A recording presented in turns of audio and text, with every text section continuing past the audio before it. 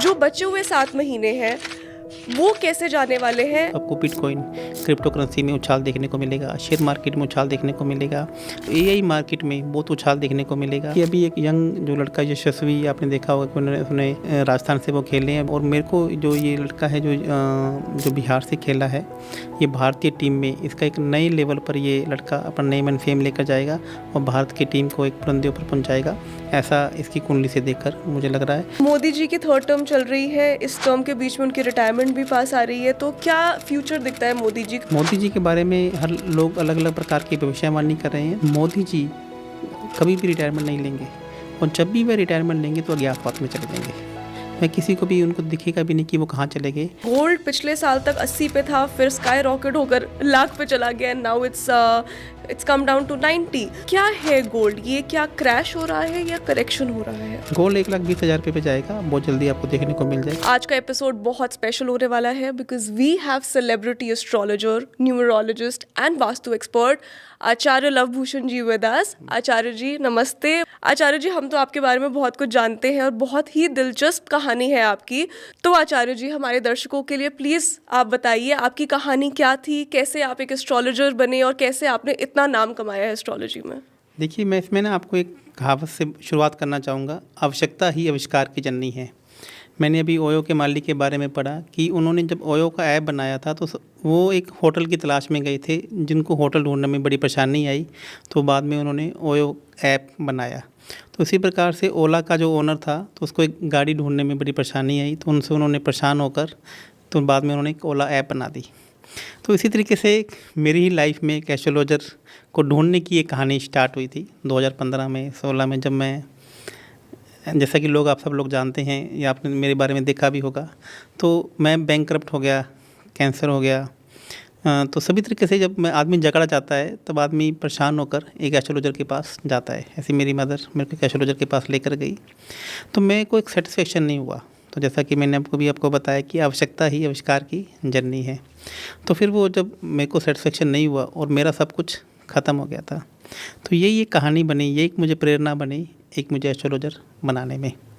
तो तब जब मैं किसी सेटिस्फाई नहीं हुआ तो उस पर मैंने खुद पढ़ना शुरू कर दिया, इस पर खुद रिसर्च करना शुरू कर दिया। तो चीज़ें जब मुझे पता लगा कि जो मार्केट में एस्ट्रोलॉजी चल रही है और जो मार्केट में एस्ट्रोलॉजर हैं और जो एक्चुअल एस्ट्रोलॉजी है, वह उनका दिन रात का डिफरेंस है। जो मेरे गुरु हैं वह आज भी एक बंद कमरे में रहते हैं और उस पर अध्ययन करते हैं। वह आज भी एक स्टूडेंट हैं, मैं भी एक स्टूडेंट हूँ, और जो मार्केट में जो उपाय बताए जा रहे हैं या बिना लॉजिक के जो तथ्यहीन बातें की जा रही हैं, तो इनसे परेशान होकर मैंने एस्ट्रोलॉजी को एक संकल्प लिया कि इसको मैं गहराई से इस पर अध्ययन करूँगा। वो गहराई ही मेरे को एस्ट्रोलॉजर उसने कब मुझे बना दिया ये मुझे पता ही नहीं लगा, क्योंकि जब मैंने रुचि से पढ़ा और अपने ऊपर अप्लाई किया, तो जो मेरा 15-16 करोड़ का लोन था वो कब उतर गया मुझे पता नहीं लगा। कैंसर जैसी बीमारी से मैं कब बाहर आ गया मुझे पता नहीं लगा। तो लोग जब मेरे से पूछने आने लगे तो मैं उन्हें बताया कि आपको ऐसा करना चाहिए। तो एक माउथ पब्लिसिटी ऐसी हुई कि मेरे को उसने एक आम आदमी से एक ख़ास आदमी बना दिया, और मैं एस्ट्रोलॉजर कब ऐसा बन गया मुझे पता ही नहीं लगा। बहुत बहुत सुंदर, that is so moving. Imagine somebody curing their cancer and getting rid of their crores of loans just through astrology, that is so special. बात बिल्कुल सही कही है आपने, वाकई ही there is a lot going on around these occult sciences, और अब लोग डिफरेंस नहीं बना पा रहे हैं कि क्या सच है और क्या गलत है, क्या सिर्फ बहकावा है और क्या वाकई में गाइडेंस है। So I really hope by the end of this episode we will all be enlightened towards what the right path is. Thank you so much Acharya ji. So moving on Acharya ji, let's move right into the episode. Let's find out what do our stars say about love, whether Kohli will be back or not, whether Modi ji will stay in power or not. So starting Acharya ji 2025 की बात करते हैं, मंगल का साल है। वैसे तो predictions जो पिछले साल हुई थी मंगल की काफ़ी हद तक सच हुई हैं, जैसे बोला गया था कि कुछ वॉर लाइक सिनेरियो बन रहा है और ऑलमोस्ट वॉर हो ही गया, और ये भी बोला गया था कि कोविड जैसा एक वायरस वापस आ सकता है। And now that we make this episode, well Covid is almost back. So predictions काफ़ी खतरनाक सी हुई थी और अब तक सच भी हुई है। बट क्या होता है जब नया साल आता है तो एक नई उम्मीद आती है। 2024 शनि का साल गया, उसके बाद कहीं ना कहीं सब उम्मीद लगाए बैठे थे कि एक नया साल आएगा, नई अपॉर्चुनिटीज़ आएंगी, नई ग्रोथ आएगी। और जो मुझे आसपास दिख रहा है इन 5 महीनों में बड़ी ही क्योटिक सी एनर्जी रही है। बहुत सारे ट्रांजिट्स हुए हैं, रेट्रोग्रेड्स हुए हैं, there has been such chaotic, very disrupting energy so far। तो जो बचे हुए 7 महीने हैं वो कैसे जाने वाले हैं? एंड आई थिंक बड़े ही अच्छे टाइम पे हम ये एपिसोड शूट कर रहे हैं क्योंकि मई का एंड है और 29 मई में ही हमारा राहु केतु का ट्रांजिट होने वाला है, which will have an impact of 1.5 years I believe. तो क्या 7 महीने अब हम देख सकते हैं 2025 में? देखिए, यहाँ पे राहु केतु का ट्रांजिट हो चुका है, लेकिन जो स्पष्ट राहु है वह 29 मई को स्पष्ट राहु गोचर करेगा। लेकिन ऑलरेडी ये राहु का गोचर हो चुका है कुंभ की राशि में और केतु का गोचर हो चुका है सिंह की राशि में। तो ये राहु का गोचर मीन राशि में जब राहु गोचर कर रहे थे तो कहीं भी मीन राशि में राहु अच्छे नहीं, कंफर्ट नहीं होते हैं। तो कुंभ की राशि में राहु अपने आप को सबसे ज़्यादा कंफर्ट मानते हैं 12 राशियों में से। तो ये मान के चलिए कि जो लोग आईटी से संबंधित परेशानी में थे, कहीं ना कहीं उनको सॉफ्टवेयर से संबंधित परेशानी आ रही थी, तो यहाँ पे उनको कहीं ना कहीं रिलीफ मिलने वाला है। और राहु अभी जैसे ही कुंभ की राशि में गोचर किया है तो आपको बिटकॉइन, क्रिप्टो करेंसी में उछाल देखने को मिलेगा, शेयर मार्केट में उछाल देखने को मिलेगा। आपको ऐसी कुछ चीज़ें, आपको एआई मार्केट में बहुत उछाल देखने को मिलेगा। ऐसी चीज़ें आपको देखने को मिलेगी एआई के अंदर, क्योंकि राहु का मतलब है भ्रम। जो कुछ नहीं है वो राहु है, जो है, जो झूठ है वो राहु है और जो सच है वो केतु है। और अभी केतु महाराज जी ने गोचर किया है सिंह की राशि में। तो जब केतु महाराज जी सिंह की राशि में गोचर करेंगे तो इसका मतलब कहना है कि लोगों को पेट से संबंधित समस्याएं आ सकती हैं, लोगों के पेट के ऑपरेशन हो सकते हैं। ये भी देखिए कि लोग कहीं ना कहीं अपने आप को परफेक्ट भी करेंगे। केतु जब भी सिंह की राशि में गोचर करते हैं तो लोग अपना जो बिखरे हुए काम को समेटना भी चाहते हैं। वो चाहते हैं कि हम काम को अच्छे तरीके से करें, हमने खूब इधर उधर भाग के देख लिया। और तो इसका मतलब है राहु और केतु का जो गोचर है अभी कहीं ना कहीं आगे अच्छा जाने वाला है। ठीक है, चलो at least that is a sigh of relief कि जो आने वाले 7 महीने हैं कहा जा सकता है कि वो एटलीस्ट इन 5 महीनों से बेटर रहेंगे। नहीं, इसमें मैं कुछ चेंजेस भी आपको बताना चाहूँगा। यहाँ पे मैं कुछ चेंजेस लेना चाहूँगा। अभी मंगल का गोचर वापस सिंह राशि के ऊपर होने वाला है। अभी मंगल गोचर कर रहे हैं कर्क राशि में। तो कर्क राशि में भी मंगल अच्छे नहीं है, क्योंकि यहाँ पे मंगल नीच के हो जाते हैं। अच्छा। लेकिन सिंह राशि में मंगल बहुत अच्छे हैं, लेकिन यहाँ पहले से केतु महाराज जी विराजमान हैं। जब भी केतु और मंगल का आपस में गोचर होता है तब मर्डर होते हैं, तब कत्ल होते हैं, तब लोगों के एक्सीडेंट होते हैं, तब लोगों के ऑपरेशन होते हैं। मंगल केतु का योग एक ऐसा योग है जो आदमी को चीर फाड़ करता है, हत्यारे कर लोगों। तो ऐसा भी हो सकता है जब भी मंगल केतु की युति आपस में बनेगी तो मैंने आपको जैसा ही बताया, तो ऐसे कुछ सीन बनेंगे, ऐसे कुछ योग भी बनेंगे। और ऊपर से गुरु अतिचारी हो रहे हैं। जब भी गुरु अतिचारी होते हैं तो हर आदमी की जो काम करने की स्पीड है वो बहुत तेज़ हो जाती है। 9 ग्रहों में से गुरु एकमात्र ऐसे ग्रह हैं जो सबसे बड़े हैं और वो अब अपनी मैक्सिमम स्पीड पे दौड़ रहे हैं। जब कोई आदमी अपनी मैक्सिमम स्पीड पे दौड़ेगा तो गलतियाँ भी करेगा। अब गुरु मतलब कि धर्म गुरु, तो 2 धर्मों के लोग आपस में लड़ सकते हैं, एक ही धर्म के गुरु आपस में झगड़ सकते हैं। जो गोल्ड है वो एकदम से स्पीड से बढ़ेगा और एकदम से स्पीड से उसमें करेक्शन भी आएगा। लोग जल्दबाजी में ऐसी ऐसी गलतियां कर बैठेंगे जो उन्हें नहीं करनी चाहिए। और हर आदमी, चाहे वो बड़ा जो यूएसए है, यूके है, जिन्होंने लोगों पर राज किया है, वो अपना राज करने के चक्कर में, चाइना है, ऐसी गलतियां कर बैठेंगे जिनका पछतावा उन्हें पूरी उम्र रहेगा। और जब जब गुरु अतिचारी हुआ है तब महाभारत हुआ है। जब भी महाभारत हुआ था तब भी गुरु अतिचारी था और अभी भी गुरु अतिचारी है। तो ये महाभारत होने वाली है अब।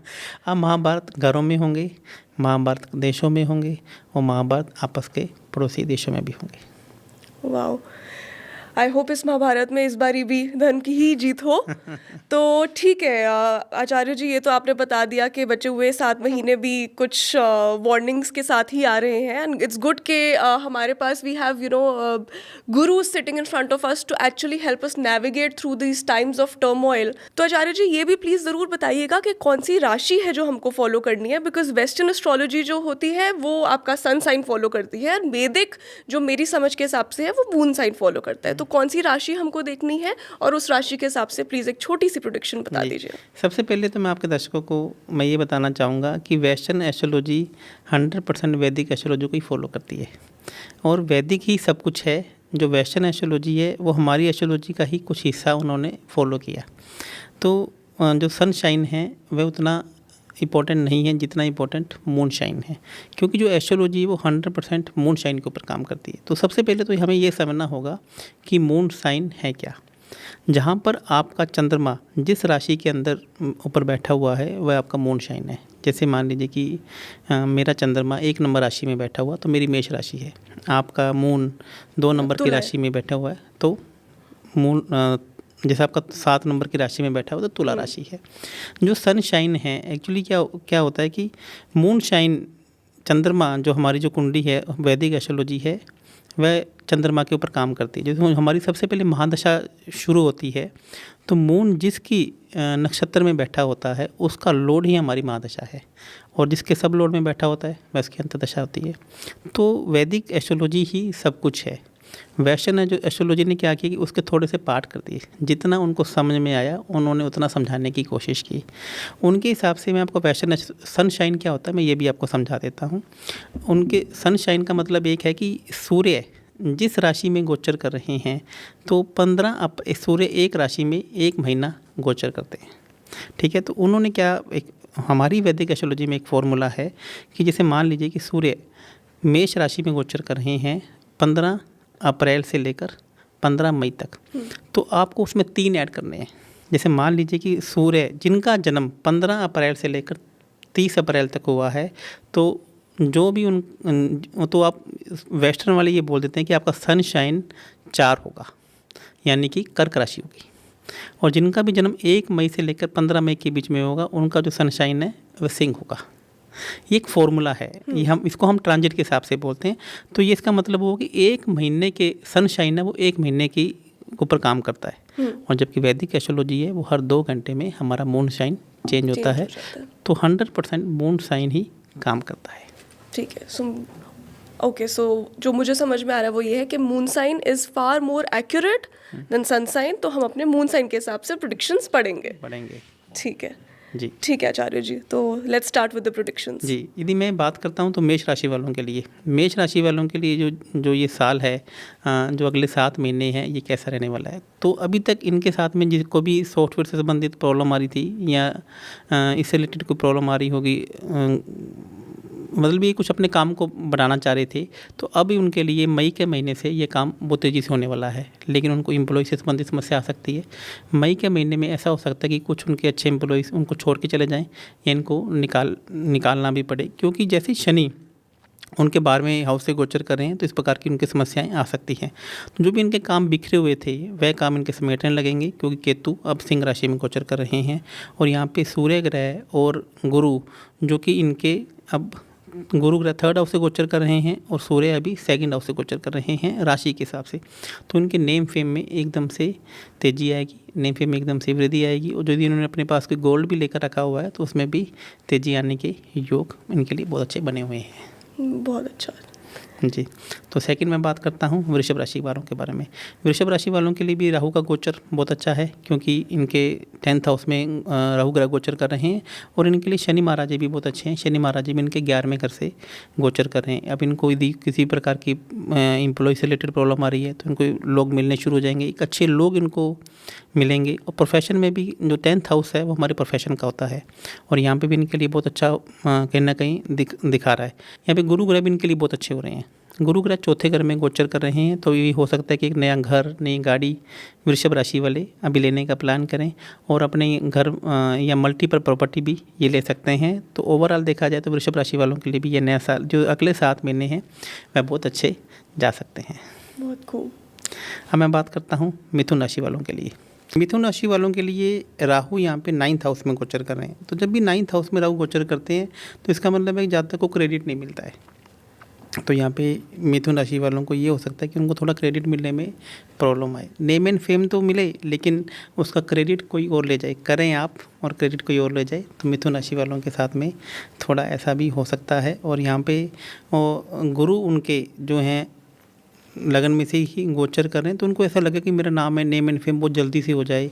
मैंने अभी आपको बोला कि गुरु यहाँ पे अतिचारी हैं, तो जल्दबाजी में मिथुन राशि वाले कुछ गलत स्टेप भी उठा लें या कुछ गलती भी कर बैठे, ऐसा भी हो सकता है। इसका छोटा सा उपाय देना चाहेंगे आप? तो यदि मिथुन राशि वालों को तो यदि ये चाहें कि गलती ना करें तो पक्षियों को ये चने की दाल इन्हें खिलानी चाहिए, और ये चाहें कि इनको क्रेडिट मिलता रहे तो किसी भी धार्मिक स्थान पर ये सफाई करके आते रहें, या फिर झाड़ू जो तिनके वाली हैं ये डोनेट करके आते रहें, तो दोनों चीज़ें इनकी सॉल्व हो जाएंगी। परफेक्ट। अब मैं बात करता हूँ कर्क राशि वालों के लिए। कर्क राशि वालों के लिए थोड़ा सा समस्या है।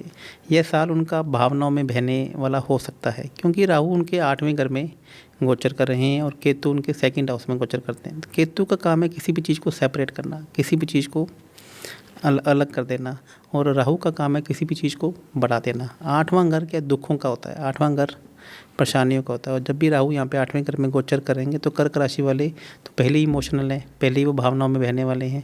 तो कहीं ना कहीं ऐसा भी हो सकता है कि वो किसी को बड़ा पैसा उधार दे दें तो अपना ही पैसा मांगने के लिए इन्हें हो सकता है कि इसे एक ऐसा सिनेरियो नहीं क्रिएट हो जाता है कि हमें भीख मांगनी पड़ रही है अपना ही पैसा। तो यदि पहली बात तो पैसा किसी को उधार ना दें, यदि उन्होंने उधार दे रखा है तो उनको वापस लेने में परेशानी आ सकती है। और ये भी हो सकता है कि पैसे से अलगाव हो जाए, पैसे से दूरी बन जाए, क्योंकि केतु उनके 2nd हाउस में गोचर कर रहे हैं, और राहु भी यहाँ पर गुरु भी यहाँ पर उनके 12वें घर में गोचर कर रहे हैं। तो 12वां घर हॉस्पिटल का या परेशानियों का या दुखों का है, खर्चों का है। तो ये थोड़ा सा कर्क राशि वालों के लिए भी यह साल, ये बीते हुए 7 महीने कहीं ना कहीं परेशानी वाले हो सकते हैं। तो कर्क राशि वालों के लिए मैं बताऊंगा कि मछलियों को यदि वे दाना डालते रहें, और इसके साथ साथ में यदि पास के किसी भी हॉस्पिटल में जाएँ और पेशेंट को नारियल पानी यदि वो पिला के आते रहें, या फिर गाय को नारियल की बर्फ़ी भी खिलाते रहें, तो यह उनके लिए बहुत अच्छा रहेगा। और वो जब भी सोते वक्त अपने तकिए के नीचे एक चंदन की लकड़ी का टुकड़ा भी वो रख सकते हैं। यदि वो ऐसा कर लेंगे तो कर्क राशि वालों के लिए ये प्रॉब्लम जो है वो काफ़ी हद तक कम हो सकती हैं। वेरी इंटरेस्टिंग जी। अब मैं बात करता हूँ सिंह राशि वालों के लिए। सिंह राशि वालों के लिए केतु यहाँ पे उन्हीं के लगन में ही गोचर करेगा, और राहु 7वें घर में गोचर करेगा। तो केतु जब भी लगन में गोचर करता है तो सूर्य उच्च का हो जाता है। तो इसका मतलब यहाँ पर उनके लिए सूर्य का मतलब है नेम एंड फेम। कहीं ना कहीं सिंह राशि वालों के लिए यह जो बीते अगले आने वाले 7 महीने हैं ये कहीं ना कहीं बहुत अच्छे होने वाले हैं। वह काम में अपने परफेक्टनेस लेकर आएंगे, वह अपने आप को एकदम से इस प्रकार से उनकी जो काम करने की कला है एकदम से निखर कर आएगी, और उनका मार्केट में एकदम से नेम एंड फेम हो जाए, ऐसा भी हो सकता है। 7वां घर क्या बिजनेस का भी है, तो वहाँ पे राहु महाराज जी गोचर कर रहे हैं, तो कहना कि वो अपने बिजनेस को फैलाएंगे और बहुत परफेक्ट तरीके से। तो इसका मतलब सिंह जो लगन है या सिंह राशि वाले लोगों के लिए यह जो गोचर है इनकी फेवर का भी रह सकता है। और यदि मैं बात करता हूँ सिंह वालों के लिए शनि के गोचर की, तो शनि का गोचर भी इनके लिए बहुत अच्छा चल रहा है। तो यहाँ पे भी कहीं ना कहीं कर्मी धर्मी कुंडली उनकी बन रही है। यदि कहीं भी उनकी प्रॉब्लम भी आ जाए तो शनि महाराज जी यहाँ पर उनकी हेल्प करने के लिए खुद आएंगे। अभी तक आपने जितनी राशियां बताई है सबसे अच्छी सिंह राशि ही है। सिंह राशि की बल्ले बल्ले हो रही है। चलिए ठीक है, आगे बताइए। आज बात करता हूँ मैं कन्या राशि के बारे में। आज मैं कन्या राशि की बात करता हूँ तो यहाँ पे राहु 6ठे घर में गोचर करेंगे और केतु महाराज जी 12वें घर में गोचर करेंगे। 6ठे घर में केतु उच्च के होते हैं और 12वें घर में केतु भी बहुत उच्च के होते हैं। तो कन्या राशि वालों के लिए भी यह समय बहुत अच्छा जाने वाला है। गुरु ग्रह यहाँ पे उनके 10th हाउस में गोचर कर रहे हैं। तो गुरु ग्रह जब भी 10th हाउस में गोचर करते हैं तो तब उन्हें कहीं ना कहीं बिजनेस में प्रॉब्लम आती है, वो यस मैन हो जाते हैं। तो गुरु ग्रह 4थे घर में तो उच्च के होते हैं, लेकिन 10th हाउस में वे थोड़े से यहाँ पे नीच के हो जाते हैं। तो बिजनेस में राहु और केतु का तो गोचर बहुत अच्छा है, लेकिन बिजनेस में यहाँ पे उनसे गलती करने के योग हो सकते हैं। लेकिन कहीं ना कहीं राहु और केतु उनके साथ में खड़े हैं, तो बिजनेस को बढ़ाने की में वह गलतियाँ भी करेंगे, लेकिन राहु केतु ने संभाल लेंगे। तो कहने का मतलब है यह अगले 6 से 7 महीने उनके लिए मिला जुला रहेगा। कहीं से खुशखबरी आएगी और कहीं से बुरी खबर भी मतलब आएगी, तो बराबर लॉस भी होगा और कहीं ना कहीं प्रॉफिट भी होगा। तो इस तरीके से कन्या राशि वालों के लिए ये साल रह सकता है। ठीक। अब मैं बात करता हूँ तुला राशि वालों के लिए। तुला राशि वालों में देखेंगे तो राहु यहाँ पे 5th हाउस में गोचर कर रहे हैं और केतु महाराज जी यहाँ पे 11वें घर में गोचर कर रहे हैं, और जो शनि महाराज जी हैं वो 4थे घर में उनके गोचर कर रहे हैं। तो इसका मतलब है कि ये लोग अभी नया काम इनिशिएट करेंगे, नई हो सकता है ये कहीं जॉब में काम कर रहे हो तो उनको लगे कि अब जॉब को छोड़कर मुझे अपना काम शुरू करना है, ऐसी प्लानिंग इनके दिमाग में हो सकती है। क्योंकि पंचम घर में जब भी राहु गोचर करते हैं तो इसका मतलब आदमी को कुछ बड़ा सोचना है, उन्हें कुछ बड़ा प्लानिंग करने की दिमाग में इनके आ सकती है।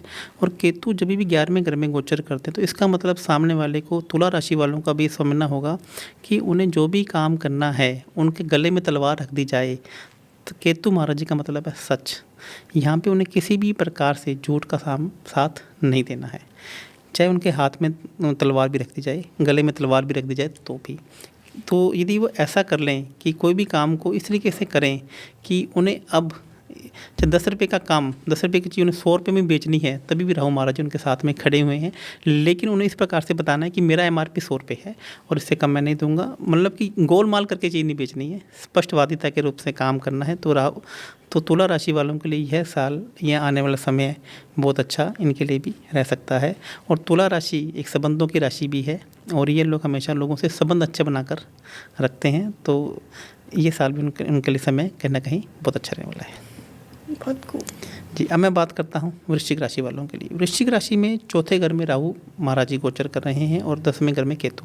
तो इनके लिए कुछ ऐसा सिनेरियो आ सकता है कि इन्हें घर से दूर जाना पड़े, घर में थोड़ी सी अशांति आ जाए।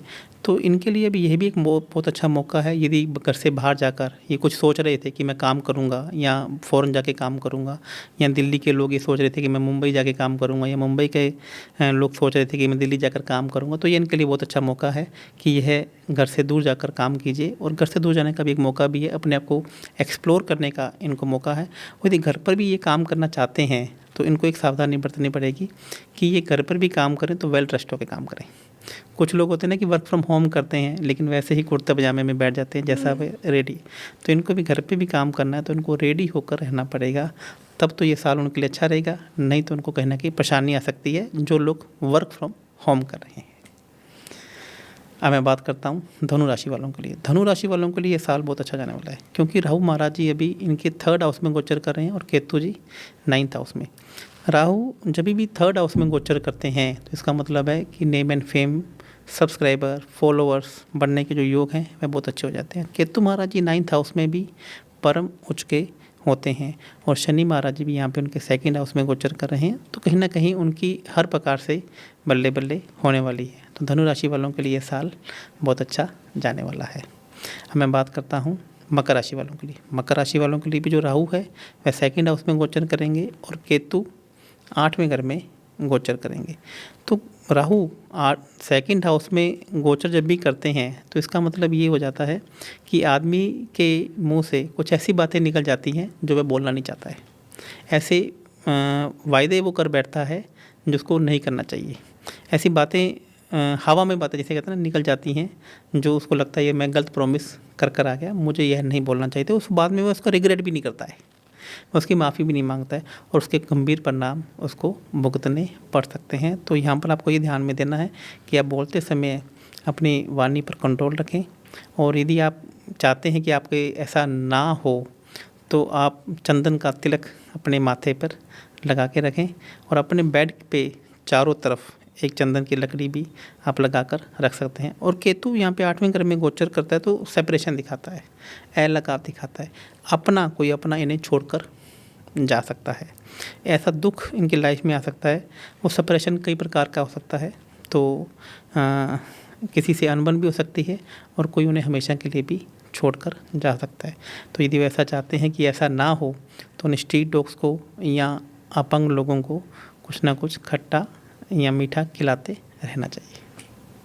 अब मैं बात करूँगा कुंभ राशि वालों के बारे में।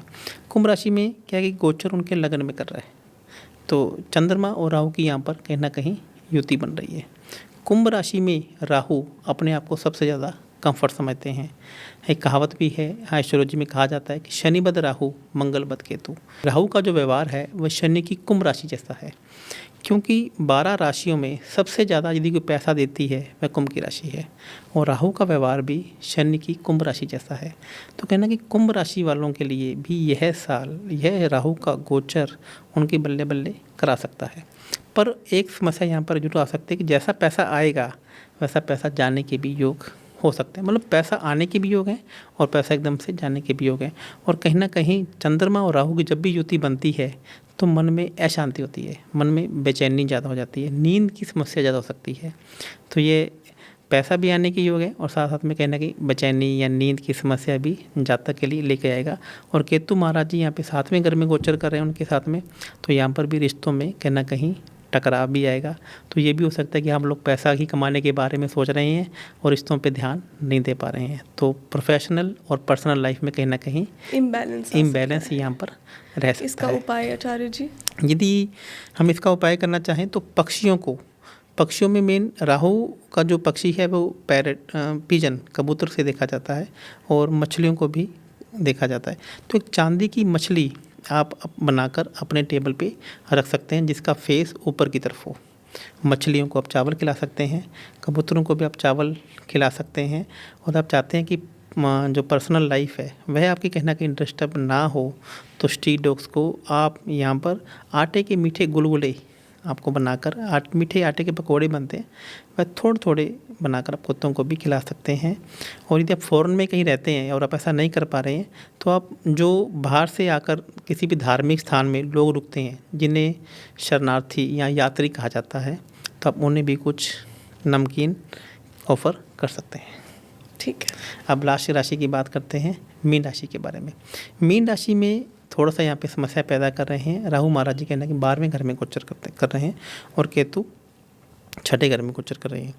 तो राहु जब भी 12वें घर में गोचर करते हैं तो क्रेडिट नहीं मिलता है, अपने को खोने का डर रहता है, जेल जाने का भी यहाँ पर एक योग मीन राशि वालों के लिए कहीं ना कहीं बन रहा है। अब यहाँ पर जेल का मतलब सिर्फ जेल नहीं है, यहाँ पर जेल का मतलब हॉस्पिटल भी है, अपनों से दूर जाने का भी है, कहीं ना कहीं ऐसी या आपके बार बार इन जगहों पे चक्कर लगे, ऐसा भी हो सकता है।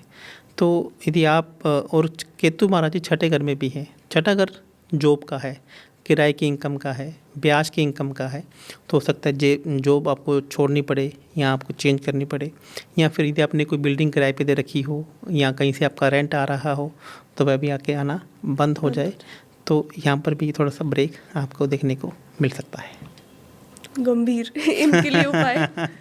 यदि आप चाहते हैं कि मीन राशि वालों के लिए ये समस्या नहीं आए तो हमें आपको पास के किसी भी हॉस्पिटल में आप जाएं और वहाँ पर खिचड़ी जो बनती है ना, दाल और चावल की खिचड़ी बनकर उसमें थोड़ा देसी घी और चीनी डालकर हम वहाँ पे पेशेंट को दे सकते हैं। और साथ में आप किसी भी मोची को यहाँ पे थोड़ा सा, जैसे आपने अक्सर देखा होगा गुरुद्वारे में लोग बूट पालिश की सेवा करते हैं, तो आप जाके वैसा भी कर सकते हैं। किसी भी धार्मिक स्थान में जाकर भी आप जूतों की सेवा कर सकते हैं।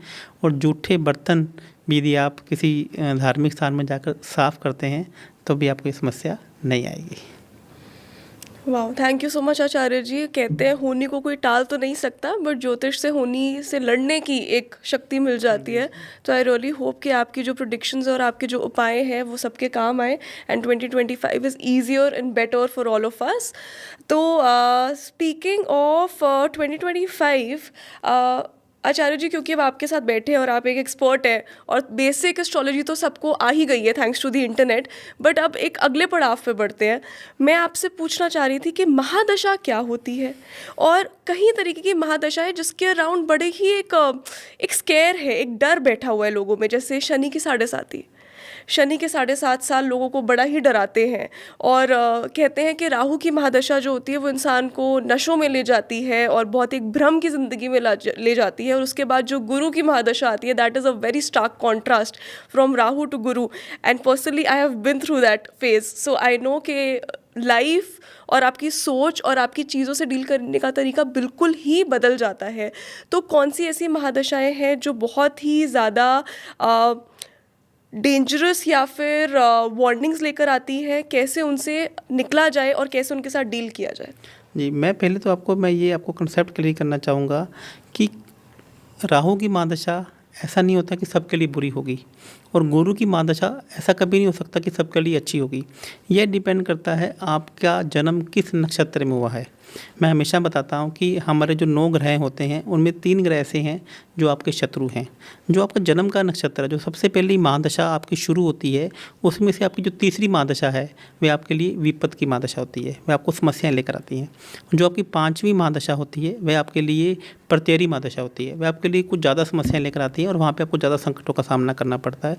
और जो आपकी 7वीं महादशा है वह आपकी निधन की महादशा होती है। अब वो राहु की भी हो सकती है, वह आपकी सूर्य की भी हो सकती है, वह आपकी गुरु की भी हो सकती है, वह आपकी शनि की भी हो सकती है। तो निधन का मतलब है मृत्यु तुल्य कष्ट। तो उस समय में आपको, उस महादशा में आपको मृत्यु तुल्य कष्ट को झेलना पड़ सकता है। तो आपको एस्ट्रोलॉजी को लॉजिक से समझना पड़ेगा। तो इसी प्रकार से जो महादशा आती है उसी में ही एक अंतर्दशा आती है।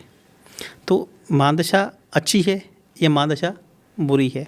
तो कभी कभी ऐसा होता है कि उसकी जो तीसरी महादशा, तीसरी अंतर्दशा है, मैंने आपको बताया विपत्त की है, 5वीं जो है प्रत्ययी की है और जो 7वीं है वह निधन की है। तो कभी कभी आप देख रहे हो कि बहुत अच्छा समय चल रहा है और एकदम से आदमी जो एकदम करोड़पति था वह रोड़पति हो गया और रोड़पति है वापस करोड़पति हो गया। जैसे अभी अनिल अंबानी की बात करते हैं तो 2020 में उनकी शनि की महादशा शुरू हुई, जो कि अंतर्दशा शुरू हुई, जो कि उनकी निधन की थी। और अभी 2022 से वापस से उनकी मित्र की अंतर्दशा शुरू हो गई है। तो अब देखिए कि 2020 में उन्होंने अपने आप को बैंक करप्ट अनाउंस किया, घोषित किया और 2023 के एंड से वापस से उन्होंने रिकवर करना शुरू किया, क्योंकि वह 2 साल जो उनकी अंतर्दशा थी वह वध की थी। वध का मतलब निधन, मृत्यु तुल्य कष्ट। तो ये आपको देखना पड़ेगा कि आपका जो अंतर्दशा है वो महादशा है, वो आपको क्या सिग्निफिकेट दे रही है। आपको राहु से या शनि से डरने की जरूरत नहीं है। आपको ये देखने की गुरु सबके लिए अच्छे नहीं है, शुक्र सबके लिए अच्छे नहीं है। हो सकता है कि राहु आपके लिए इतना कुछ दे दे कि आपको अरबपति बना दे, और हो सकता है कि राहु यदि आपके वध में बैठे हैं और उसकी दशा शुरू हो गई, वो आपसे इतना कुछ ले जाएंगे कि आप सोच भी नहीं सकते हैं। तो ये यहाँ पे कंसेप्ट देखिए कि आपको जो एस्ट्रोलॉजी है वो लॉजिक से देखनी पड़ेगी। बिल्कुल बिल्कुल। तो यही तो हम मिस कर जाते हैं कि astrology is nothing but logic, के पूरा ही एक साइंस है, इसीलिए तो उसको साइंस कहा तो जाता जैसे है। आपने देखा कि महादशा कैसे शुरू होती है, मैंने आपको अभी शुरू में ही बताया था कि जब आपका जन्म होता है तो चंद्रमा जिस राशि में बैठे होते हैं वह आपकी राशि है, हाँ जी। और चंद्रमा जिसके नक्षत्र में बैठे होते हैं वह आपका नक्षत्र है, और जो नक्षत्र जिसके नक्षत्र का जो लोड है वह आपकी महादशा होती है। तो जो हमारी एस्ट्रोलॉजी है वह राशि और राशि से ज़्यादा पावरफुल नक्षत्र होते हैं, और नक्षत्र से भी ज़्यादा पावरफुल उनके चरण होते हैं। तो इस तरीके से काम करती है। जैसे हम देखते हैं कि जैसे मान लीजिए कि आपका राहु है, तो राहु का नक्षत्र लोड मान लीजिए सूर्य है, और आपका जो सब लोड है वो गुरु है। तो राहु अपना रिजल्ट तो देगा ही देगा, लेकिन नक्षत्र लोड भी उनका रिजल्ट देगा और उनका सब लोड भी उसके रिजल्ट देगा। ये तीनों मिलकर डिपेंड करेंगे कि राहु क्या रिजल्ट देगा। तो ये इसको यदि हम डीपली बात करेंगे तो ऐसा नहीं कह सकते कि राहु अकेला ही सब कुछ है। राहु का नक्षत्र लोड और राहु का सब लोड। तो यदि हम डीपली बात करते हैं तो इन तीनों को सिग्निफिकेटर को देख के ही हम आपकी महादशा और अंतर्दशा बता सकते हैं कि आपको क्या प्रॉफिट हो सकता है और क्या आपको नुकसान रह सकता है। इसके लिए तो आपके पास अलग से ही आना पड़ेगा। ठीक है, तो जैसा कि अब समझ पा रही हूँ कि महादशा अकेले कुछ नहीं सिग्निफाई करती, उसके अंदर की अंतर्दशा भी डिसाइड करती है कि इंसान की लाइफ में क्या होने वाला है। तो ठीक है, अब बात करते हैं उन दोषों की जिससे लोग डरते हैं, और बहुत सारे एस्ट्रोलॉजर्स उनको लेकर बहुत डराते भी हैं। जैसे आपका काल सर्प दोष और एक विष योग होता है, उसके अराउंड भी एक बड़ा ही डर सा बना हुआ है। और सबसे बड़ा डर शादियों की उम्र में जो सबका होता है वो है मांगलिक। तो ये जो दोष है, आप इनके बारे में कुछ बताएंगे, क्या मतलब है उनका, और क्या ये वाकई में उतने डरावने हैं जितना इनको बना दिया गया है? सबसे पहले मैं बात करूंगा काल सर्प दोष के बारे में। काल सर्प किसे कहा गया है? सर्प राहु और केतु को कहा गया है। सर्प में राहु को सांप का मुंह कहा गया है और केतु को सांप की पूंछ कहा गया है। तो पहले तो काल सर्प ये समझ लीजिए कि जब सभी के सभी ग्रह राहु और केतु के एक तरफ आ जाते हैं, मान लीजिए राहु और केतु 2 ग्रह हो गए और 7 ग्रह बाकी शेष रह गए, तो 7 ग्रह राहु और केतु के एक तरफ आ जाएं तो इसे काल सर्प दोष कहा गया है। काल सर्प दोष बेसिकली 8 प्रकार के होते हैं। ये कुंडली देख के इसके बारे में चर्चा करेंगे तो बहुत लंबा एक विषय हो जाएगा। तो इसलिए ऐसा माना गया है कि कालसर्प दोष के बारे में पाराशर जी ने बहुत ज़्यादा बात नहीं की। इसके बाद में बहुत सारे ऋषियों ने जैसे नई नई रिसर्च आती गई तो उस पर बात की गई कि जैसे ही सातों ग्रह एक तरफ राहु और केतु के आ गए तो वह सांप के अंदर में समा गए हैं, तो विष उनकी लाइफ में कहीं ना कहीं भर जाता है, तो ऐसा कहा जाता है। तो मेरा इसमें बहुत ज़्यादा मानना नहीं है, लेकिन फिर भी कहीं ना कहीं ये साइंस है, किसी न किसी ऋषि ने इसके ऊपर काम किया है। तो इसका एक बहुत अच्छा आपको उपाय बता देता हूँ। हमारे भारत में एक चामुंडा देवी जगह है, आप चामुंडा देवी में बाण गंगा बहती है, तो आपको ऐसी जगह में यदि आप स्नान कर आएँ जहाँ पर कभी भी सांप नहीं गए हों, तो वह जगह मात्र पूरे भारत में एक ही जगह है, हिमाचल प्रदेश में चामुंडा जी में बाण गंगा। यदि किसी की कुंडली में काल सर्प दोष है तो उन्हें बाण गंगा चामुंडा जी में जाकर स्नान करके आना चाहिए, और वहाँ पर जाकर माँ चामुंडा देवी जी के साथ एक चांदी का नागिन चढ़ा के आते हैं, तो किसी भी प्रकार का काल सर्प दोष हो तो सामने वाली की कुंडली से मुक्त हो जाता है। बहुत खूब। अब मैं बात, आपने कहा विष योग के बारे में जी। अब विष योग क्या है? तो विष योग जो है वह चंद्रमा और शनि मिलकर बनाते हैं। तो सबसे पहले देखिए चंद्रमा का मतलब क्या? ये पानी। जब ये पानी, ये देखिए पानी को मैं हिला रहा हूँ तो पानी हिलता है, पानी हिल रहा है, तो पानी के प्रवाह को यदि कोई रोकता है तो वह शनि है। शनि क्या है? शनि 9 ग्रहों में से सबसे ठंडा ग्रह है, सबसे कोल्डेस्ट प्लेनेट है। तो इसको प्रवाह को यदि कोई रोकता है तो वह कौन रोक पाएगा? शनि। किस प्रकार से? बर्फ। आप देखिए कि जब भी चंद्रमा बर्फ़ बन जाता है तो उसका प्रवाह रुक जाता है, वहाँ पानी क्या हो गया? जाम हो गया। तो जिनकी कुंडली में भी चंद्रमा शनि इकट्ठा बैठ जाता है तो इसका मतलब सामने वाले की लाइफ में विष घुल गया। उनकी जो चंद्रमा का जो प्रवाह है, पानी का जो प्रवाह है वो कहीं ना कहीं रुक गया है, पानी थम गया है, पानी ठहर गया है। तो इसका मतलब है कि पैसे की आवाजाही रुक गई है। पैसा जो आ रहा है उसका मैक्सिमम हिस्सा किराए में, ब्याज में, इंटरेस्ट में यही निकल जाता है। पैसा टिकता ही नहीं है, मन एंजाइटी हो जाती है। चंद्रमा क्या? मन का कारक है, और शनि महाराज जी वहाँ कहीं ना कहीं ब्लॉकेज कर रहे हैं। तो एंजाइटी, डिप्रेशन, तनाव रहने के कहीं ना कहीं आपकी कुंडली में बहुत ज़्यादा योग बन जाते हैं। और चंद्रमा यहाँ पे दूध है और शनि मतलब काला, ब्लैक रंग है। आप मुझे बात बताइए कि जब दूध के अंदर आप काला रंग डाल देंगी तो आप दूध पी सकते हैं क्या? नहीं। तो ऐसा दूध को देखा ही नहीं जाएगा, तो पीना तो बहुत बाहर की बात है। तो चंद्रमा शनि जिनकी कुंडली में भी जाकर बैठ जाते हैं तो इसलिए उनको विष योग कहा जाता है। तो ये विष योग सामने वाले की कुंडली में बनाता है। Thank you so much Acharya जी। इसका एक उपाय। छोटा सा उपाय बताएंगे आप? छोटा नहीं तो बोलिए, तो पावरफुल उपाय चाहिए आपको। हाँ बिल्कुल, वैसे जिस हिसाब से योग है उस हिसाब से तो उपाय भी पावरफुल ही चाहिए। जी। तो चंद्रमा शनि का मतलब क्या है? तो यदि आपकी कुंडली में चंद्रमा शनि इकट्ठा हुआ है तो आपके घर के फ्रिज में जो बर्फ़ आपने जमा रखी है तो आप उनको डोनेट करना चालू कीजिए। आपके घर के काम वाली है या घर पे आपके पास में कोई धार्मिक स्थान है तो आप उन्हें वहाँ पे बर्फ़ आपको डोनेट करनी चाहिए। चंद्रमा शनि का मतलब है कि ठंडा पानी लोगों को पिलाना चालू कर दीजिए। जैसे आप ठंडा पानी लोगों को पिलाना चालू कर देते हैं तो चंद्रमा शनि का विष योग यहाँ पे खत्म हो जाता है। यदि आपकी कुंडली में किसी भी प्रकार का विष दोष है तो अभी निर्जला एकादशी आने वाली है, तो लोगों को आप देखिए ना, मीठा पानी, दूध लोगों को पिलाया जाता है, शरबत जगह जगह पे पिलाया जाता है। तो यदि आप भी चाहते हैं कि आपकी कुंडली में कहीं ना कहीं विष योग है तो मंडे के दिन या फिर शनिवार के दिन आप पानी की छबील लगा सकते हैं, या ठंडे दूध की छबील आप कहीं लगाकर लोगों को बांटना शुरू कर देते हैं तो आपकी कुंडली में विष योग का प्रभाव है वह बहुत हद तक, काफ़ी हद तक दूर हो जाता है। काश सारे उपाय इतने अच्छे होते, because this is powerful, but कितना ही सिंपल और प्रैक्टिकल सा उपाय है और करते हुए भी अच्छा लगेगा बिकॉज लोगों की मदद भी हो रही है। जी। Very nice. मांगलिक के बारे में बताइए। मांगलिक एक बहुत बड़ा सब्जेक्ट है। तो पहले तो मैं मांगलिक के बारे में आपके लोगों की जो भ्रांतियां हैं वह दूर करना चाहूँगा। मैं अभी रिसेंटली 2-3 मेरे इंटरव्यू और भी हुए हैं तो मैंने वहाँ पे लोगों को बताया है मांगलिक क्या मतलब क्या है। मांगलिक का मतलब ये है कि मंगल जब भी आपके चौथे घर में आ जाए, सप्तम भाव में आ जाए, अष्टम भाव में आ जाए और 12वें भाव में आ जाए तो इसे मांगलिक कहा जाता है। मंगल, यदि मैं 9 ग्रहों के बारे में बात करूं तो सबसे जो उग्र प्लेनेट है, उग्रवादी जिसे कहा जाता है, उग्रवादी नेचर, लड़ने का नेचर जो है वह मंगल ग्रह है। और मंगल चौथे, 7वें, 8वें, 12वें में अच्छे नहीं होते हैं।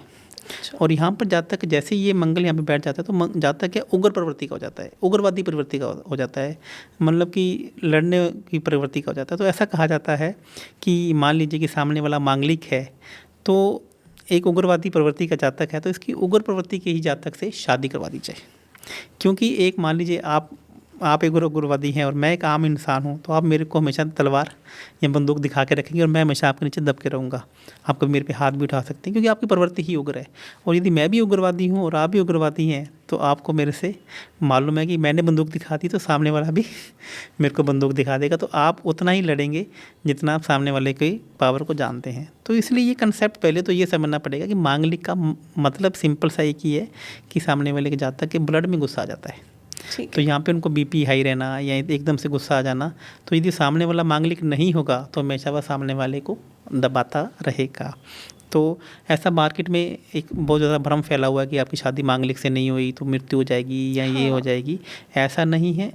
मृत्यु, विधवा योग, द्वि शादी के योग, इसके एक योग एक बहुत सारे योग हैं जो हमें देखने पड़ते हैं। ये 7वें भाव से देखे जाते हैं। 7वें भाव में यदि कोई शत्रु ग्रह बैठ जाते हैं, वहाँ पे नक्षत्र लोड, 7वें भाव का सब लोड, इस प्रकार के कुछ सिग्निफिकेटर देता है। इसके एक बहुत सारे योग हैं। मैं भी एकदम से आपको, मैं चार्ट के सामने हो तो मैं यहाँ पे वाइट बोर्ड होता तो मैं आपको समझा देता कि जैसे इंदिरा गांधी की कुंडली में एक योग था, सोनिया गांधी की कुंडली में भी सेम वो योग था कि उनकी वो विधवा रहें या मतलब अब तो मैं ये चार्ट कोई रहेगा मैं तो समझा सकता हूँ। तो उसके एक अलग योग हैं। तो ये योग मांगलिक से अलग होते हैं? बिल्कुल अलग होते हैं। अक्सर आपने देखा होगा हम लोग गुण मिलान करते हैं। देखो जी, इंडिया में सब लोग गुण मिलान करने में 36 में से 33 गुण मिल गए तो सामने वाले की शादी कर दो। वो मांगलिक भी नहीं है और गुण भी मिल गए हैं तो शादी कर दो, या मांगलिक भी हैं और गुण भी मिल गए शादी कर दो। ऐसा नहीं है। मांगलिक और गुण यह एक विचार है, इनको तो हमें साथ में लेके ही चलना है। लेकिन उससे भी ज़्यादा इंपॉर्टेंट है कि शादी चलेगी कि नहीं चलेगी, क्योंकि जो संबंधों की राशि वह कौन सा है, संबंधों का जो हाउस है वो 7वां है। यदि वह अच्छा नहीं है तो आपके कितने भी गुण मिल जाएं तो आपकी शादी नहीं चलेगी। अक्सर आपने देखा होगा ना कि 33 गुण नहीं है, 32 गुण मिलने के बाद भी शादी नहीं चलती है। और जिनके कई बार 15 गुण भी मिल जाते हैं तभी शादियाँ बहुत लंबी चल रही हैं। तो गुण मिलान से भी ज़्यादा इम्पोर्टेंट है संबंधों का घर और संबंधों की राशियाँ। गुण मिलान तो है ही है। मैं आपको ये नहीं कहता गुण मिलान नहीं करना है। गुण मिलान में भी सबसे जो इम्पोर्टेंट है वो कहना नाड़ी दोष है। नाड़ी दोष मिलना चाहिए। और यदि किसी का नाड़ी दोष भी नहीं मिल रहा है और उनकी शादी भी हो चुकी है तो भी उसका एक उपाय हम जो मेरे गुरुजी के द्वारा मुझे बताया गया है। तो नाड़ी भी 3 प्रकार की होती है। तो उसमें अर्ध, मध्य और अस्त, जो तीनों के अलग अलग उपाय हैं। तो ये मार्केट में बहुत कम लोग जानते हैं। यदि किसी की कुंडली में भी नाड़ी दोष हो तो मुझसे संपर्क करें, तो हम उनका उपाय भी 100% कर सकते हैं। बहुत अच्छे। तो आचार्य जी, ये जो सबसे पहले तो बहुत बहुत शुक्रिया आपका कि मांगलिक के आसपास का जो भ्रम है उसको तोड़ने के लिए कि किसी की डेथ नहीं होएगी, कोई विडो या विडोर नहीं बनेगा मांगलिक से शादी करने पे। बट मांगलिक का जब भी एक कंसर्न है वो तभी आता है जब लोगों की शादी हो रही होती है। बट मंगल का प्रभाव तो इंसान की ज़िंदगी में वैसे भी है ही ना, शादी से पहले या शादी के बाद, शादी और नो शादी। तो क्या मंगल का प्रभाव रहता है और एक मांगलिक इंसान कैसे अपनी क्या ईजी प्रैक्टिकल उपाय कर सकता है मंगल का प्रभाव कम करने के लिए? जो अग्रेशन आप बता रहे हैं कि आ जाता है इंसान की ज़िंदगी में, उसको कम करने के लिए क्या कर सकता है? देखिए, तो ये मंगल 4 प्रकार से मांगलिक बनाता है। चौथे घर में मंगल, जब भी जातक के चौथे घर में मंगल हो तो वह चलते जल में गुड़ को प्रवाहित करता रहे। तो उससे क्या होगा, घर में अशांति का माहौल नहीं होगा। जैसे जिनके भी चौथे घर में मंगल होगा वो देखिए घर के बाहर तो खुश रहेंगे, जैसे घर में आएंगे झगड़ा करना शुरू कर देंगे। आप उनको हस्बैंड वाइफ को दोनों को बाहर भेज दो, हनीमून में तो बड़ा अच्छा टाइम व्यतीत करेंगे, जैसे ही घर में आएंगे तो झगड़ना शुरू कर देंगे। तो इसका मतलब ये आप चाहते घर में अशांति ना रहे तो आप चलते जल में आप छुआरे, ड्राई डेट्स भी प्रोवाइड कर सकते हैं, डेट्स भी प्रोवाइड कर सकते हैं, या फिर गुड़ भी प्रोवाइड कर सकते हैं। तो यह चौथे घर के मंगल की मैं बात यहाँ पे कर रहा हूँ। 7वें घर में मंगल हो तो यह कहना कि रिश्तों में तलखीपन लेकर आता है। तो 7वां घर के रिश्तों का है। तो यहाँ पे ना सामने वाले की गलती बिना वजह निकाल देता है। आप देखेंगे ना कि मान लीजिए कि आप पानी पी रहे हैं तो मैं आया हूँ सामने से, अरे तो पानी क्यों पी रहा है, तेरे को पहले मेरा काम नहीं पता ये काम करना है। तो 7वें घर में मंगल आ जाता है तो सामने वाले की बिना वजह की गलती यहाँ पे निकालने का एक योग होता है। तो इसका एक उपाय ये है कि आप मीठा लोगों को खिलाना चालू कर दीजिए। मंगल मैंने मीठा, तो जब भी या जहाँ भी जाएँ तो सामने वाले के लिए मीठा पान या मीठी मिठाई या प्रसाद किसी भी रूप में भी लेके जाना चालू। जितना आप मीठा बांटेंगे उतना आपके लिए 7वें घर का मंगल का जो प्रकोप है वह कम होगा। 8वें घर का मंगल, 8वां घर जिसे शमशान भूमि कहा गया है, जिसे दुख कहा गया है, ऑपरेशन कहा गया है।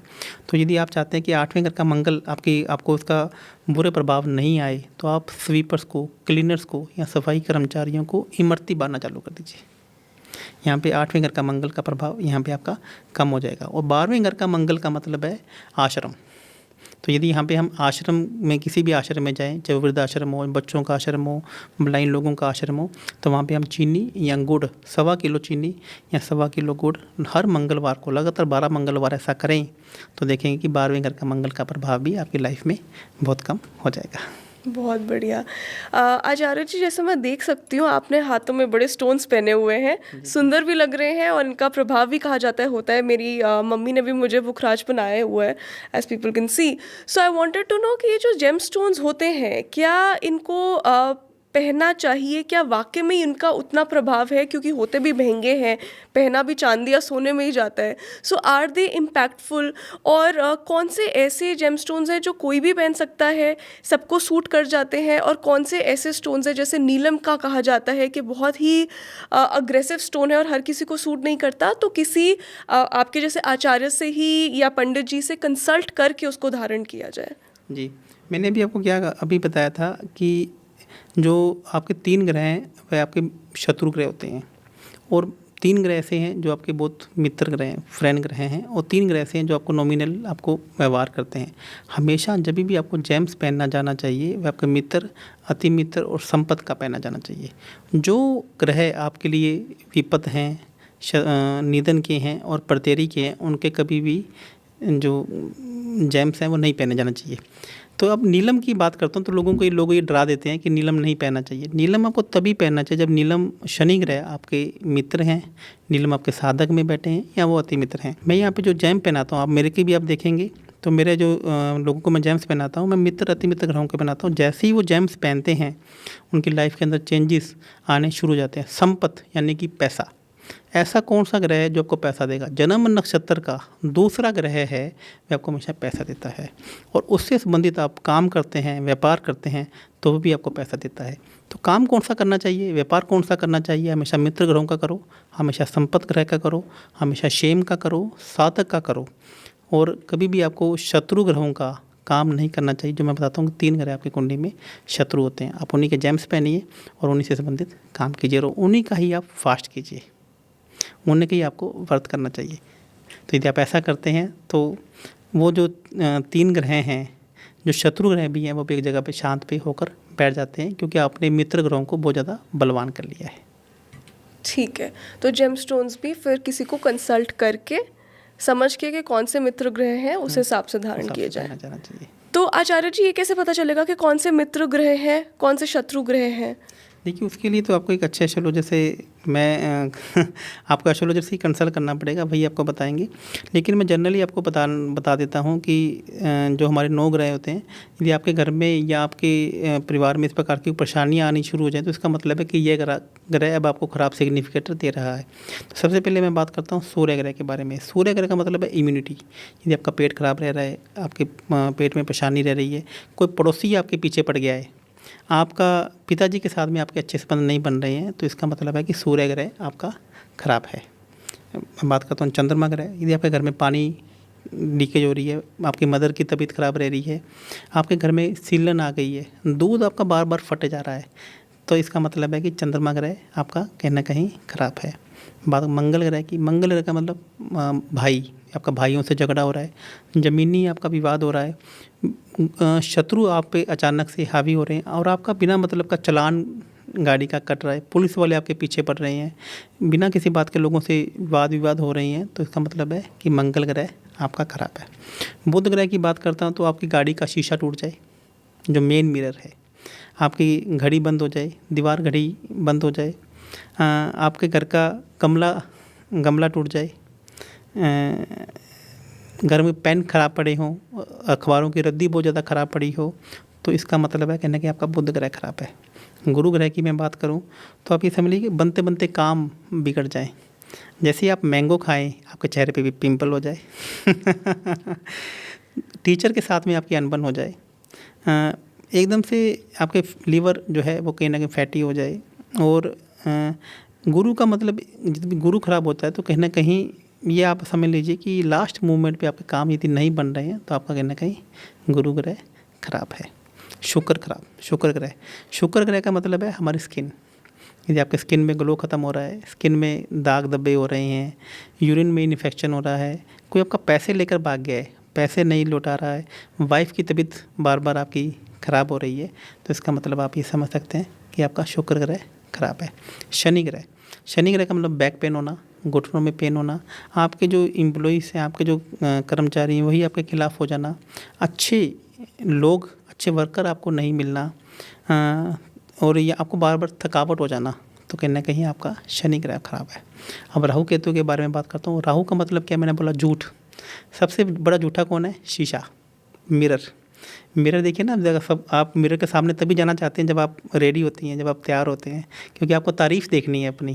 तो आपका मिरर टूट जाए, गाड़ी का साइड का मिरर टूट जाए, आपके घर के इलेक्ट्रॉनिक आइटम्स ख़राब होना शुरू हो जाएं, आपके अपनों से ही संबंध ख़राब हो जाएं, आपके एकदम से जो कस्टमर्स हैं वो आ तो रहे हैं लेकिन डील क्लोज़ नहीं हो रही है, तो इसका मतलब कहीं ना कहीं राहु ग्रह आपका खराब सिग्निफिकेट दे रहा है। अब केतु का मतलब क्या है? कटिंग।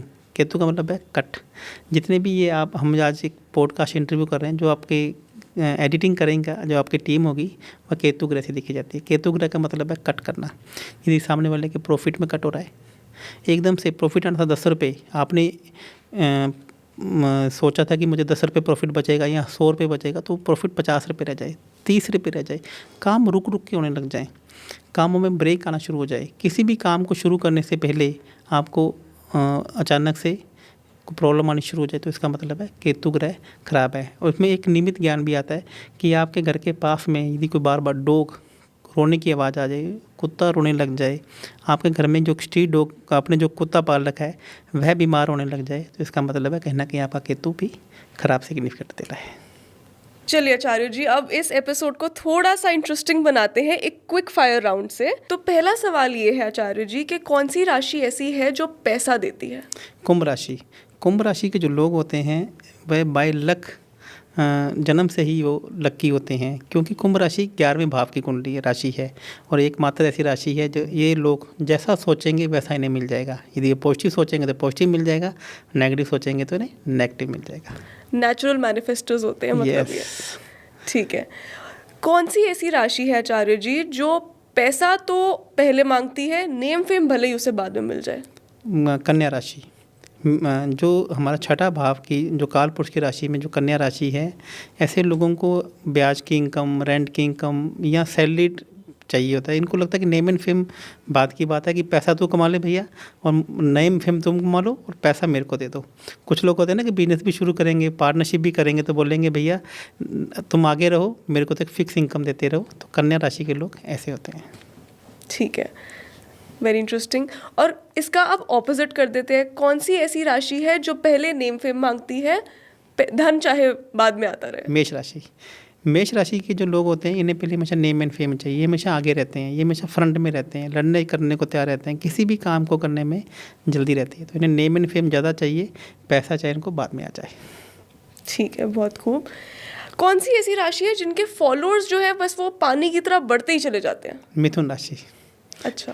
जो 3 नंबर की राशि है ये मिथुन राशि है, जिसे काल पुरुष की राशि में जो 3rd हाउस है ये नेम एंड फेम या पराक्रम का होता है। कुछ लोग देखो ना, आप कैसी भी रीलें डाल देते हैं, उनके लोग बड़े लाइक कर देते हैं, बहुत फॉलो कर देते हैं, बाद में हम देखते हैं ना तो इनकी एडिटिंग अच्छी है ना इनका कंटेंट अच्छा है, लेकिन फिर भी भगवान इनके साथ में है। तो यदि मिथुन राशि वाले पॉडकास्ट करें या रीलें बनाएं तो ये इनके लिए बहुत अच्छा रहता है।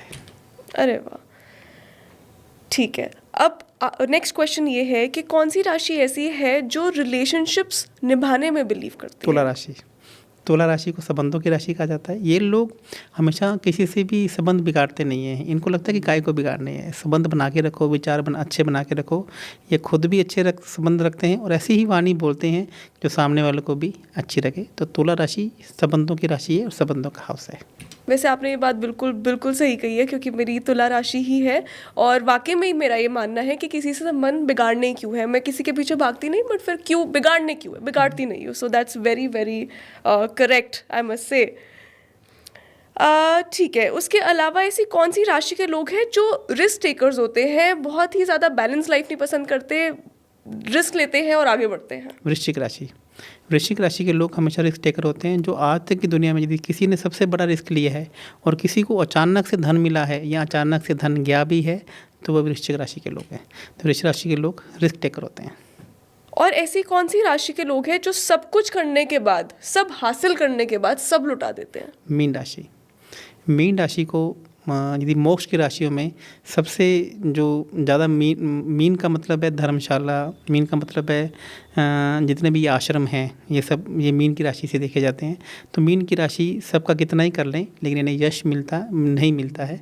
तो मीन की राशि में बाय डिफ़ॉल्ट ऐसा देखा गया है।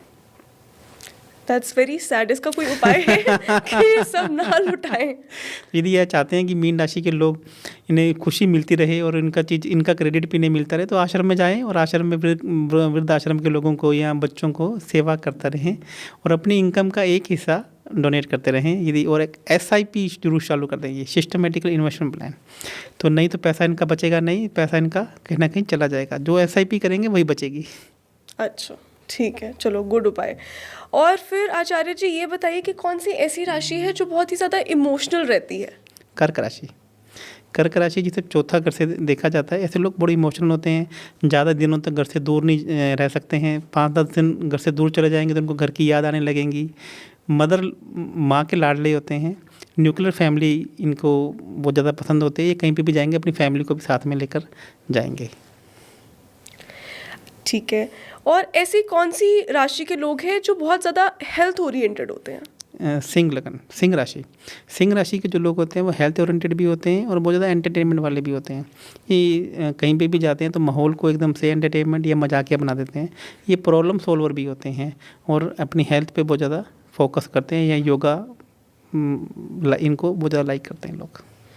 मेरा लग्न सिंह का है तो फिर से बिल्कुल सही बात की आपने। एक्चुअली मैं पहले कभी नहीं थी, but now I am very very health oriented and I do like to light up the environment wherever I go, so he is bang on. Next question Acharya ji ये है मेरा कि ऐसी कौन सी राशि के लोग हैं जो खाने पीने वाले होते हैं, बड़े चटोरे से लोग होते हैं? वृषभ राशि के लोग। वृषभ राशि के लोग खाने पीने के शौकीन होते हैं। ये आप देखिए, ये हमेशा अपने लिए और सामने वाले के लिए अलग अलग प्रकार के व्यंजन बना के परोसते रहेंगे। इनको जब भी देखो ये यूट्यूब पे, यदि फीमेल्स हैं विशेषतर, तो यूट्यूब पे रेसिपी देखती रहेंगी और बोलेंगी कि आज आपके लिए मैंने ये बनाया है और मैंने अपने लिए बनाया है। किसी भी होटल में जाएंगे तो मेन्यू कार्ड में कुछ ऐसा देखेंगे कि इसमें नया खाने को क्या है। वो बोलेंगे नहीं, दाल नहीं खाएंगे, आज कुछ नया अलग मंगाते हैं। और इन्हें ना पैसा जोड़ने का भी शौक होता है। ये लोग ज्वेलरी रखने के या लिक्विड मनी रखने के भी शौकीन होते हैं। बहुत खूब। 12 राशियों में आचार्य जी ऐसी कौन सी राशि है जो सबसे ज़्यादा स्ट्रॉन्ग है? मेष राशि। मेष राशि एकमात्र ऐसी राशि है जिसे चर तत्व और अग्नि तत्व की राशि कहा जाता है। यह लोग हमेशा लीड करते हैं। एक लीडर की जो सबसे ज़्यादा नेचर जो पावर है वह मेष राशि के लोगों में होती है। यदि आप मार्केट में देखेंगे, लीडर का मतलब यहाँ पे ये नहीं है कि जो पैसा कमाता है। लीडर का मतलब है जो लीड करता है, जो आगे रहता है। या तो उनका मेष लगन होगा या उनकी मेष राशि होगी। तो आइए अपने आप को कहीं ना कहीं समाज में, सोसाइटी के अंदर एक लीडर के रूप में ये अपने आप को साबित करते हैं। तो इस राशि के लोग अपने आप को सबसे ज़्यादा लकी माने फिर। बहुत खूब आचार्य जी। अब हमने राशियों की बात कर ली, अब ग्रह पे चलते हैं। ग्रह हमारी ऑडियंस को बता दूं, refer to the 9 planets that we have. तो आचार्य जी ऐसा कौन सा ग्रह है जो सबसे ज़्यादा पैसा देता है? देखिए, अभी तक मार्केट में ये भरम है कि शुक्र ही सबसे ज़्यादा पैसा देता है। आपने भी देखो, लोग देखो शुक्र की रेमेडीज बांट रहे हैं, जबकि मैं आपको बताता हूँ कि शुक्र के अलावा भी 2 ग्रह ऐसे हैं। यदि आपको पैसा चाहिए तो वो 3 ग्रहों को आपको सपोर्ट चाहिए, बुध ग्रह, शुक्र ग्रह और शनि ग्रह। मैं हमेशा अपने पॉडकास्ट में कहता हूँ कि पैसा देने वाली जो राशियाँ हैं वह वृषभ, कन्या और मकर राशि है, यानी कि 2, 6, 10। और नेम एंड फेम और इच्छा पूर्ति की राशियाँ हैं 3, 7, 11, यानी कि मिथुन, तुला और कुंभ राशि। और इनके जो स्वामी हैं वह बुध, शुक्र और शनि हैं। यदि आपको पैसा चाहिए और आपको नेम एंड फेम चाहिए और आपकी इच्छा पूर्ति भी चाहिए तो आपको अकेले शुक्र ग्रह को नहीं, आपको तीनों ग्रह को मनाना पड़ेगा, बुध, शुक्र और शनि। ये 3 ग्रह आज जातक को पैसा देते हैं और बाकी के जो 6 ग्रह हैं ये इनकी मदद करते हैं आपको आगे बढ़ाने में। ये बाकी ग्रह पैसा नहीं देते हैं। ये एक नई बात पता चली है, अच्छी बात है, बिल्कुल सही बात है। शनि और शनीज मनी कहा तो अभी तक सुना तो था कि शनि पैसा देते हैं, तो शनि, बुध और शुक्र, तो इन तीनों ग्रहों को अगर अपने फेवर में करना हो और उनको मनाना हो तो क्या किया जाए? देखिए, शुक्र की 2 राशियां हैं, यानी कि शुक्र एक वृषभ राशि से अपने आप को देखता है और एक तुला राशि थे। वृषभ राशि का मतलब है बैल और तुला राशि का मतलब है गाय। यदि आप बैल और गाय को हमेशा कुछ ना कुछ खिलाते रहेंगे तो आप ये मान के चलिए कि आपको आपकी लाइफ में पैसा, सुख संपत्ति हमेशा आती रहेगी। और बुध राशि की बात करता हूँ तो बुध राशि की 2 राशि हैं, मिथुन और कन्या। कन्या का मतलब कंजक, जैसे हम कहते हैं ना, हम साल में 2 बार कंजकें भी करते हैं। अब छोटी छोटी कन्याओं को कुछ ना कुछ उनकी हलवा पूरी, चॉकलेट आप बांटते रहेंगे तो आपके लिए अच्छा रहेगा। और मिथुन राशि का मतलब है यहाँ पे पक्षी, बर्ड्स, या पक्षियों को कुछ ना कुछ खिलाते रहेंगे तो आपका नेम एंड फेम भी आपको मिलता रहेगा। और मैं शनि की बात कर रहा हूँ तो इन शॉर्ट में यदि हम फर्स्ट ऐड देने की बात कर रहा हूँ तो शनि का मतलब है मकर राशि और यहाँ पे कुंभ की राशि। मकर का मतलब है ऐसी जगह चींटियों को खाना खिलाया जाए जहाँ पे कोई नहीं पहुँचता है। तो मतलब कि चींटियों को खाना हम लोग अक्सर वहाँ पे खिला देते हैं जहाँ पे सब लोग खाना डाल रहे हैं, तो आपको अब ऐसी जगह ढूंढनी है जहाँ पे चींटी को खाना नहीं मिल रहा है। मकर राशि का मतलब होता है बंजर ज़मीन और कुंभ राशि का मतलब है यानी कि पक्षी। अब यहाँ पर जो पक्षी का मतलब है कौवे। यदि हम कौवों को मीठे चावल, पनीर, दही यदि हम रोज़ खिलाना चालू कर देते हैं तो शनि महाराज की कुंभ राशि आपके फेवर में आकर खड़ी हो जाती है और आपको कहीं ना कहीं हर चीज़ आपकी वह चीज़ पूरी होने लग जाती है। और शनि का मतलब है गरीब लोग, श्रमिक। यदि हम उन्हें भी इमरती और कचौरी यदि ये भी शनिवार के शनिवार बांटना शुरू कर देते हैं तो कहना कि शनि महाराज जी हमारे ऊपर विशेष कृपा बरसाना शुरू कर देते हैं।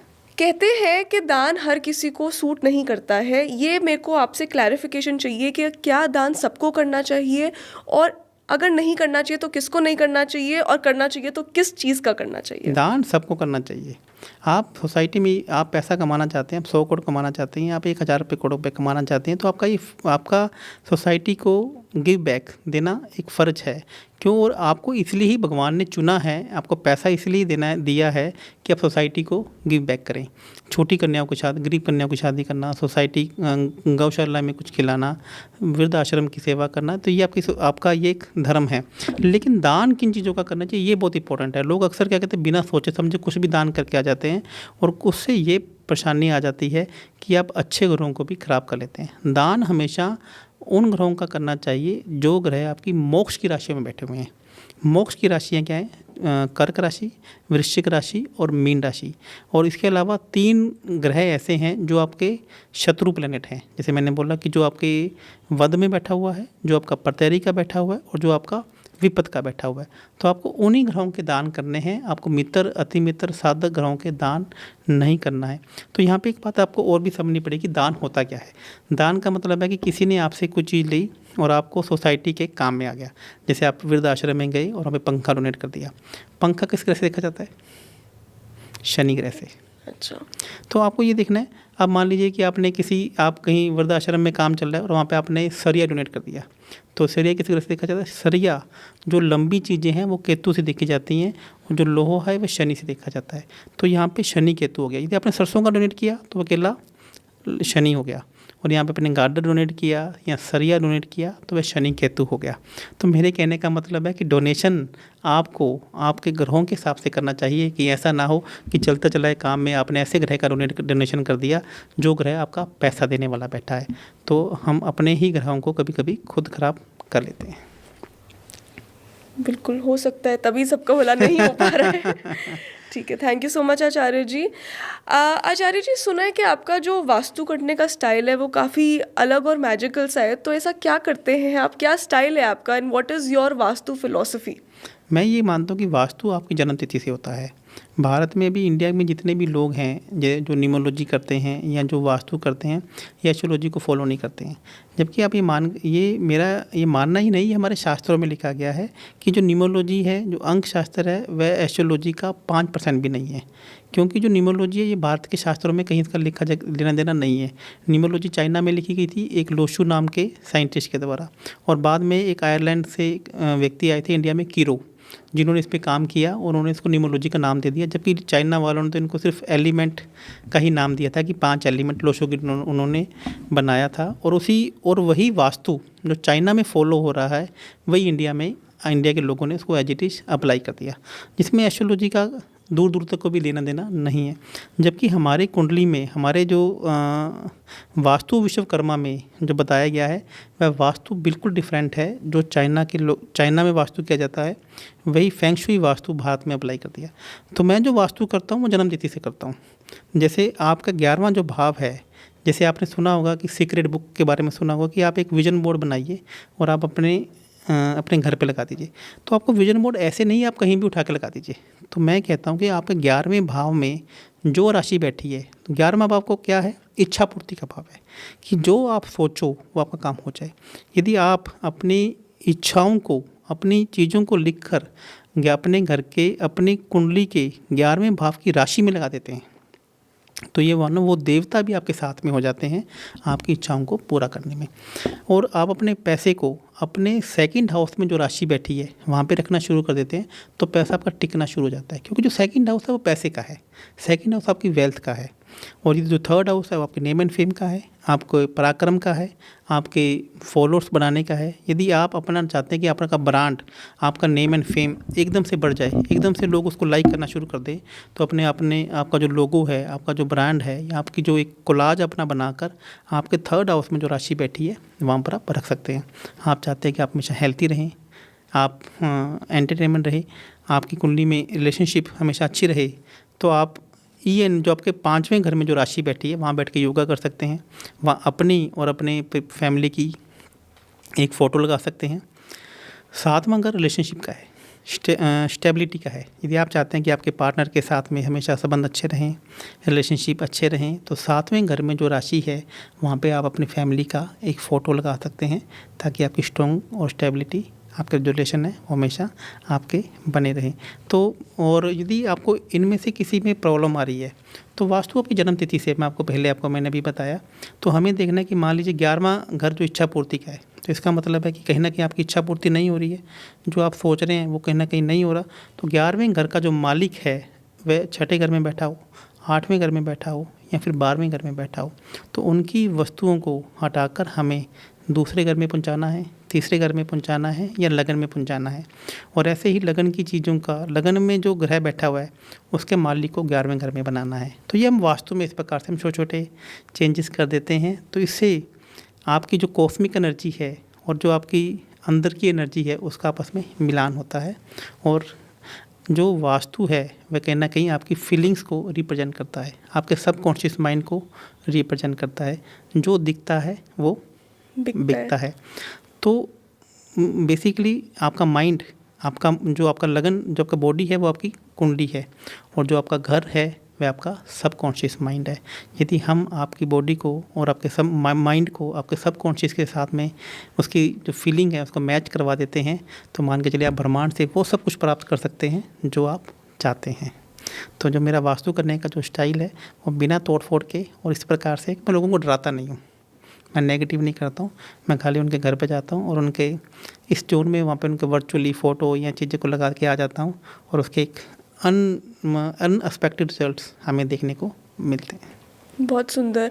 मेरे को लगता है ये एक प्रैक्टिस हर ही एस्ट्रोलॉजर और वास्तु एक्सपर्ट को करनी चाहिए कि किसी को डराए ना, बिकॉज अधिकतर लोग इन चीज़ों से भागते इसलिए बिकॉज इतना डर बिठा दिया जाता है मन में कि सब कुछ गलत है और अब सब गलत ही होने वाला है। तो ये बहुत अच्छा है कि उस चीज़ को पॉजिटिविटी से अप्रोच किया जाए। तो आचार्य जी, एक बड़ा ही एक क्वेश्चन आया दिमाग में, अगर कोई इंसान परेशान है और उसकी लाइफ वैसी नहीं चल रही है जैसी वो चाहता है चले, तो एस्ट्रोलॉजी इज़ द आंसर या vastu is the answer? Both. मैं आपको बताया कि मैं इसमें एक आपको कंसेप्ट और क्लियर कर देना चाहता हूँ। जो कुंडली है वह चंद्र ग्रह पे काम करती है, क्योंकि जो हमारे चंद्र ग्रह है वो पानी है। हमारा जो शरीर है ये पंच तत्वों से मिलकर बना है, और इसी प्रकार से जो ये भवन है ये भी पंच तत्वों से मिलकर बना है। लेकिन जो हमारे शरीर में पंच तत्वों में से सबसे ज़्यादा इंपॉर्टेंस पानी की है, और हमारा शरीर 70% पानी से बना हुआ है।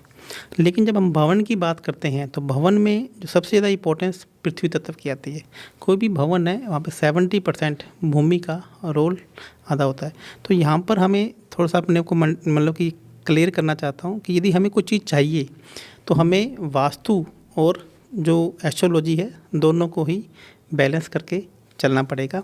लेकिन यहाँ पे यदि मैं दोनों में से प्रायोरिटी देना चाहूँ तो सबसे पहले आपको एस्ट्रोलॉजी को यहाँ पे प्रायोरिटी देनी चाहिए, और वास्तु तो आपको फॉलो करना ही करना है, ऐसा नहीं कि नहीं फॉलो करना है। सबसे पहले आपकी एस्ट्रोलॉजी है, फिर आपका वास्तु कहीं ना कहीं आता है। ठीक है आचार्य जी, अब बात करते हैं आपकी स्पेशलिटी की। तो सुना है कि जो आपकी फोर्टे है वो है लोगों को फाइनेंशियल फ्रीडम दिलवाना, आप लोगों को करोड़पति बनाते हैं, वो कैसे कराते हैं आप? देखिए, किसी को भी करोड़पति बनना या किसी को भी करोड़पति बनाना बहुत मुश्किल काम नहीं है। हमें पहले मैं यहाँ पे कंसेप्ट आपके लिए और मैं क्लियर करना चाहूँगा। जैसे मान लीजिए आप 100 करोड़ रुपये कमाना चाहती हैं, तो आपके बैंक में कितने रुपये होने चाहिए? आप हर आदमी ये जो सोचता है कि यदि मेरे को 100 करोड़ रुपये बनना है, 100 करोड़ का आदमी बनना है, तो बैंक में 100 करोड़ रुपये होना चाहिए, तभी मैं 100 करोड़ रुपये बनूंगा। बिल्कुल। ऐसा नहीं है। ये आप 1 करोड़ से भी 100 करोड़ रुपये बना सकते हैं। क्यों? ये कैसे? क्योंकि आपका पहले एक फाइनेंशियल फ्रीडम ऐसा होना चाहिए कि आपका 1 करोड़ पे भी पैसा कमाने लग जाए। आपका 1 करोड़ पे 2 करोड़ पे हो जाए, 2 करोड़ 5 करोड़ पे हो जाए, 5 करोड़ से 10 करोड़ हो जाए, आपको पता ही नहीं लगेगा कि आपका करोड़पति बन जाएंगी। फिर बाद में पैसा ही पैसे को खींचना चालू कर देता है। आपका 5 करोड़ पे एक जगह लगा हुआ है, पता नहीं आपका 10 करोड़ पे कब हो गया, 10 करोड़ का 20 करोड़ पे कब हो गया। और फिर आप जब 100 करोड़ के आदमी बन जाते हैं तो लोग आपको कोई 100 करोड़ का कहता है, कोई 1000 करोड़ का कहता है, कोई 500 करोड़ का कहता है। ऐसा तो मैं यहाँ पे कंसेप्ट ये क्लियर करूँगा कि पहले आपको ये समझना ज़रूरी है कि आपके पास पैसा टिकना शुरू हो जाए। पैसा जो है, आपका माइंड जो डिसीजन पावर है वो कहीं ना कहीं अच्छी हो जाए। पैसा तो फिर आना ही है ना। जब ऊपर वाले ने पैसा देना है तो उसके लिए वो बिंदियाँ मैटर नहीं करती, 1 करोड़ है या वो 100 करोड़ है या वो 10 करोड़ है, ये मैटर करता है आपके लिए और मेरे के लिए। देने वाले के लिए बिंदियाँ आप कितनी भी लगा दो पीछे आप, वो मैटर नहीं करती है। तो हमें सबसे पहले उन प्लैनेट्स को ठीक करना है जो प्लैनेट हमें आगे बढ़ने से रोक रहे हैं, जो आपके शत्रु ग्रह हैं। यदि आपने मित्र ग्रहों को स्ट्रॉन्ग कर लिया और आपने शत्रु ग्रहों को अपने से दूर कर लिया या उनको निष्क्रिय कर दिया, तो आपको आगे बढ़ने से कोई नहीं रोक सकता। आपको ऊपर वाले ने क्या बोलना है? मांग मेरे बच्चा, और ऊपर वाले ने बोलना है तथास्तु। तो ये हम अपने एस्ट्रोलॉजी में 11वें भाव से, तीसरे भाव से और 7वें भाव से कर सकते हैं। यदि हम इन तीनों भावों को एक्टिवेट कर लें तो हम कहीं ना अपने आप को और हम जातकों को अरबपति, करोड़पति कुछ भी बना सकते हैं। आपका बिलीफ सिस्टम कितना है ये आपको देखना है। Very nice. कहीं ना कहीं आपने लॉ ऑफ अट्रैक्शन की ही बात कर दी है। देखिए, लॉ ऑफ अट्रैक्शन हम ये कंसेप्ट भारत का ही है, और कहीं ना कहीं ये 50% ही काम कर रहा है। जैसे आप देखें कि बहुत सारी मल्टी लेवल मार्केटिंग वाले हैं या बहुत सारे लोग बोलते हैं कि आप एक विजन बोर्ड बनाइए और लगाइए, लेकिन मैं बोलता हूँ विजन बोर्ड बनाएं, और जहाँ मैं बोलता हूँ मेरे अकॉर्डिंग आप उस जोन में लगाएं जहाँ आपको मैं कहता हूँ। तो आप देखिए कि आपका विजन बोर्ड कैसे काम करता है, और इसको मैंने प्रूव किया है अपनी लाइफ के अंदर। आज मैंने अपनी लाइफ में वो सब अचीव किया है जो मैंने सोचा था। मेरे ऑफिस में कभी आए और आप मेरे विजन बोर्ड देखिए, मैं हर साल अपना विजन बोर्ड चेंज करता हूँ और वह सब कुछ अचीव कर लेता हूँ जो मैं अपने विजन बोर्ड में लिख देता हूँ। अरे वाह। तो आचार्य जी ये बताइए, क्योंकि फाइनेंशियल फ्रीडम की बात चल रही है, ज़्यादातर लोग क्रेडिट कार्ड्स के बिल्स में उलझे हुए हैं। एक बिल देते हैं और फिर महीना निकल जाता है और दूसरा बिल आ जाता है, और उस लूप से वो निकल ही नहीं पा रहे हैं। क्या कोई उपाय है क्रेडिट कार्ड के बिल से मुक्ति पाने का? देखिए, आजकल के यंगस्टर्स मोस्टली क्रेडिट कार्ड के बिलों में उलझे रहते हैं, फ़ोन आते रहते हैं, फ़ोन चुका नहीं पाते हैं। तो क्रेडिट कार्ड का मतलब है प्लास्टिक मनी। तो ये कहीं ना कहीं हमने प्लास्टिक मनी का मतलब है बुध ग्रह।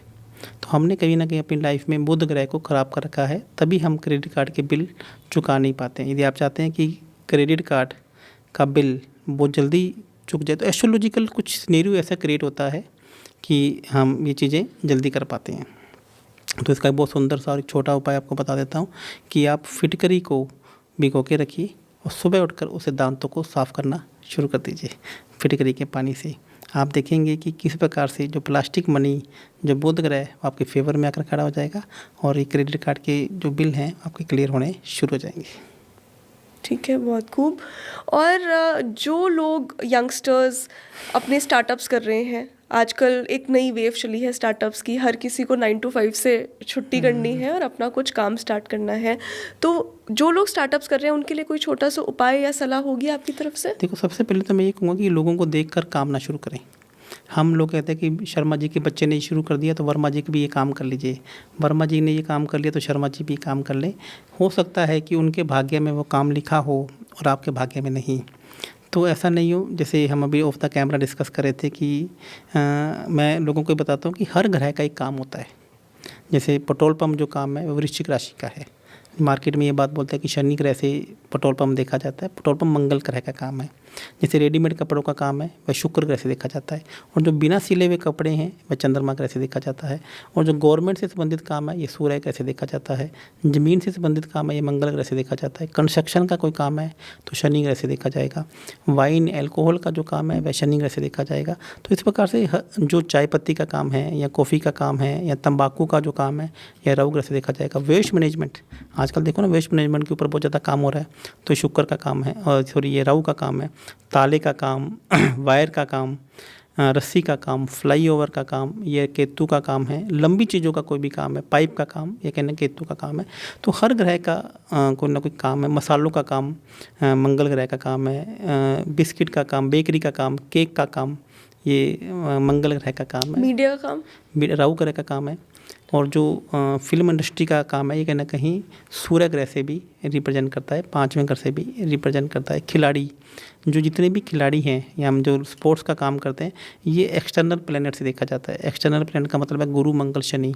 और जितने भी फिल्म स्टार्स का काम है ये इंटरनल प्लैनेट से देखा जाता है, जिसमें बुध और शुक्र आता है।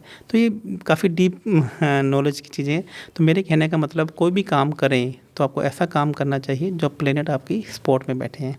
तो हम देखिए यहाँ पे आज लोग लाखों रुपए खर्च कर देते हैं कंसल्ट करने के लिए कि हमारे बच्चे को कौन सा सब्जेक्ट दिलाया जाए, कौन सा कोच काम करे। तो इससे आप कोच से भी मिलने के साथ साथ में अपना भाग्य भी चेक कीजिए। भाग्य को कोसिए मत, ये चेक कीजिए कि भाग्य में लिखा क्या हुआ है। भाग्य के हिसाब से चलें। भाग्य के हिसाब से चलें तो कर्म और भाग्य आपके साथ में आ जाएंगे, तो आप 1 और 1 11 हो जाएंगे। ठीक है, बिल्कुल। आई होप कि हम सभी कंसल्ट करें और उसके बाद अपना आगे काम करें।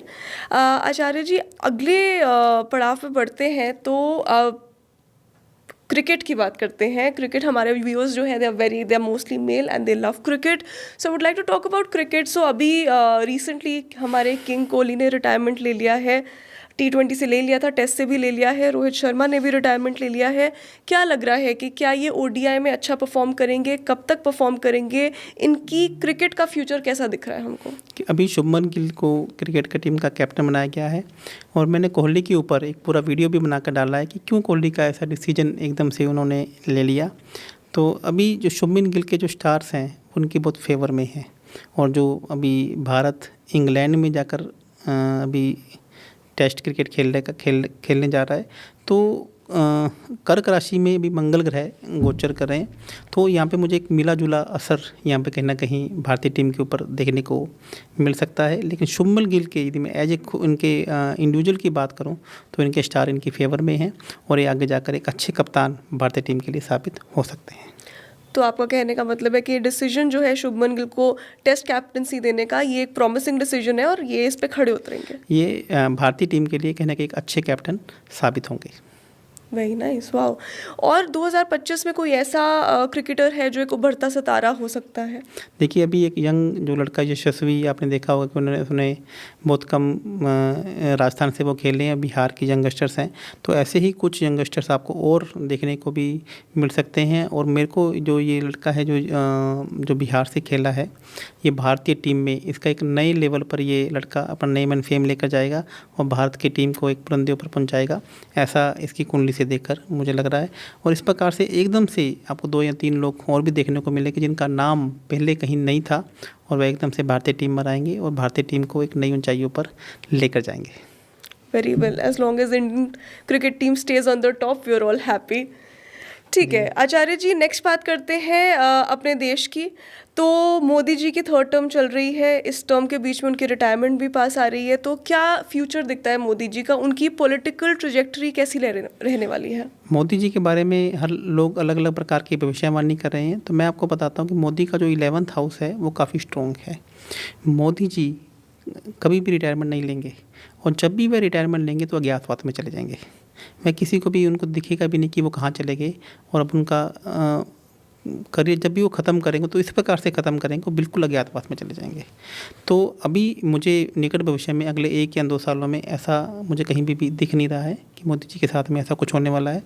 लेकिन उनके जो उनकी कुंडली को स्टडी करने के बाद ऐसा पता लग रहा है कि जब भी वो संन्यास लेंगे या जब भी वो करियर को ख़त्म करेंगे तो वापस पर राजनीति में अपने आप को देखना नहीं चाहेंगे, कहीं भी उनकी इंडिफरेंस बिल्कुल भी जीरो हो जाएगी। जिस प्रकार से उनका नाम जितना नाम है तो एकदम से वो अज्ञातवास में चले जाएंगे, गायब हो जाएंगे, गायब हो संन्यास ले जाएंगे, लेंगे। संन्यास ले लेंगे। तो चलो फिर तो कुछ टाइम रुक के ही संन्यास ले। जी। बात करें अब अरविंद केजरीवाल जी की, तो हमने देखा कि कुछ रीसेंट टाइम्स में उनके करियर ने एक बड़ा ही अनएक्सपेक्टेड टर्न सा लिया है।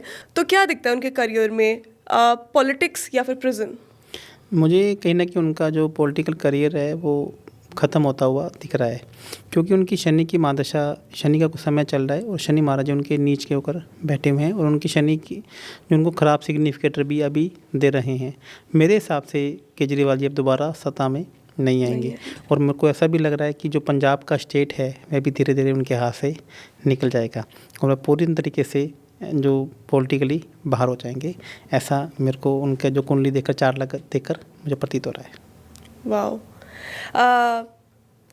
अब बात कर ली है पॉलिटिक्स की, तो बात ये भी कर लेते हैं कि इंडिया और पाकिस्तान के जो रिलेशंस हैं जो एकदम से ख़राब हुए हैं, एक वॉर जैसी स्थिति ऑलमोस्ट बन गई बट एक टेम्प्रेरी ट्रूस आ गया है।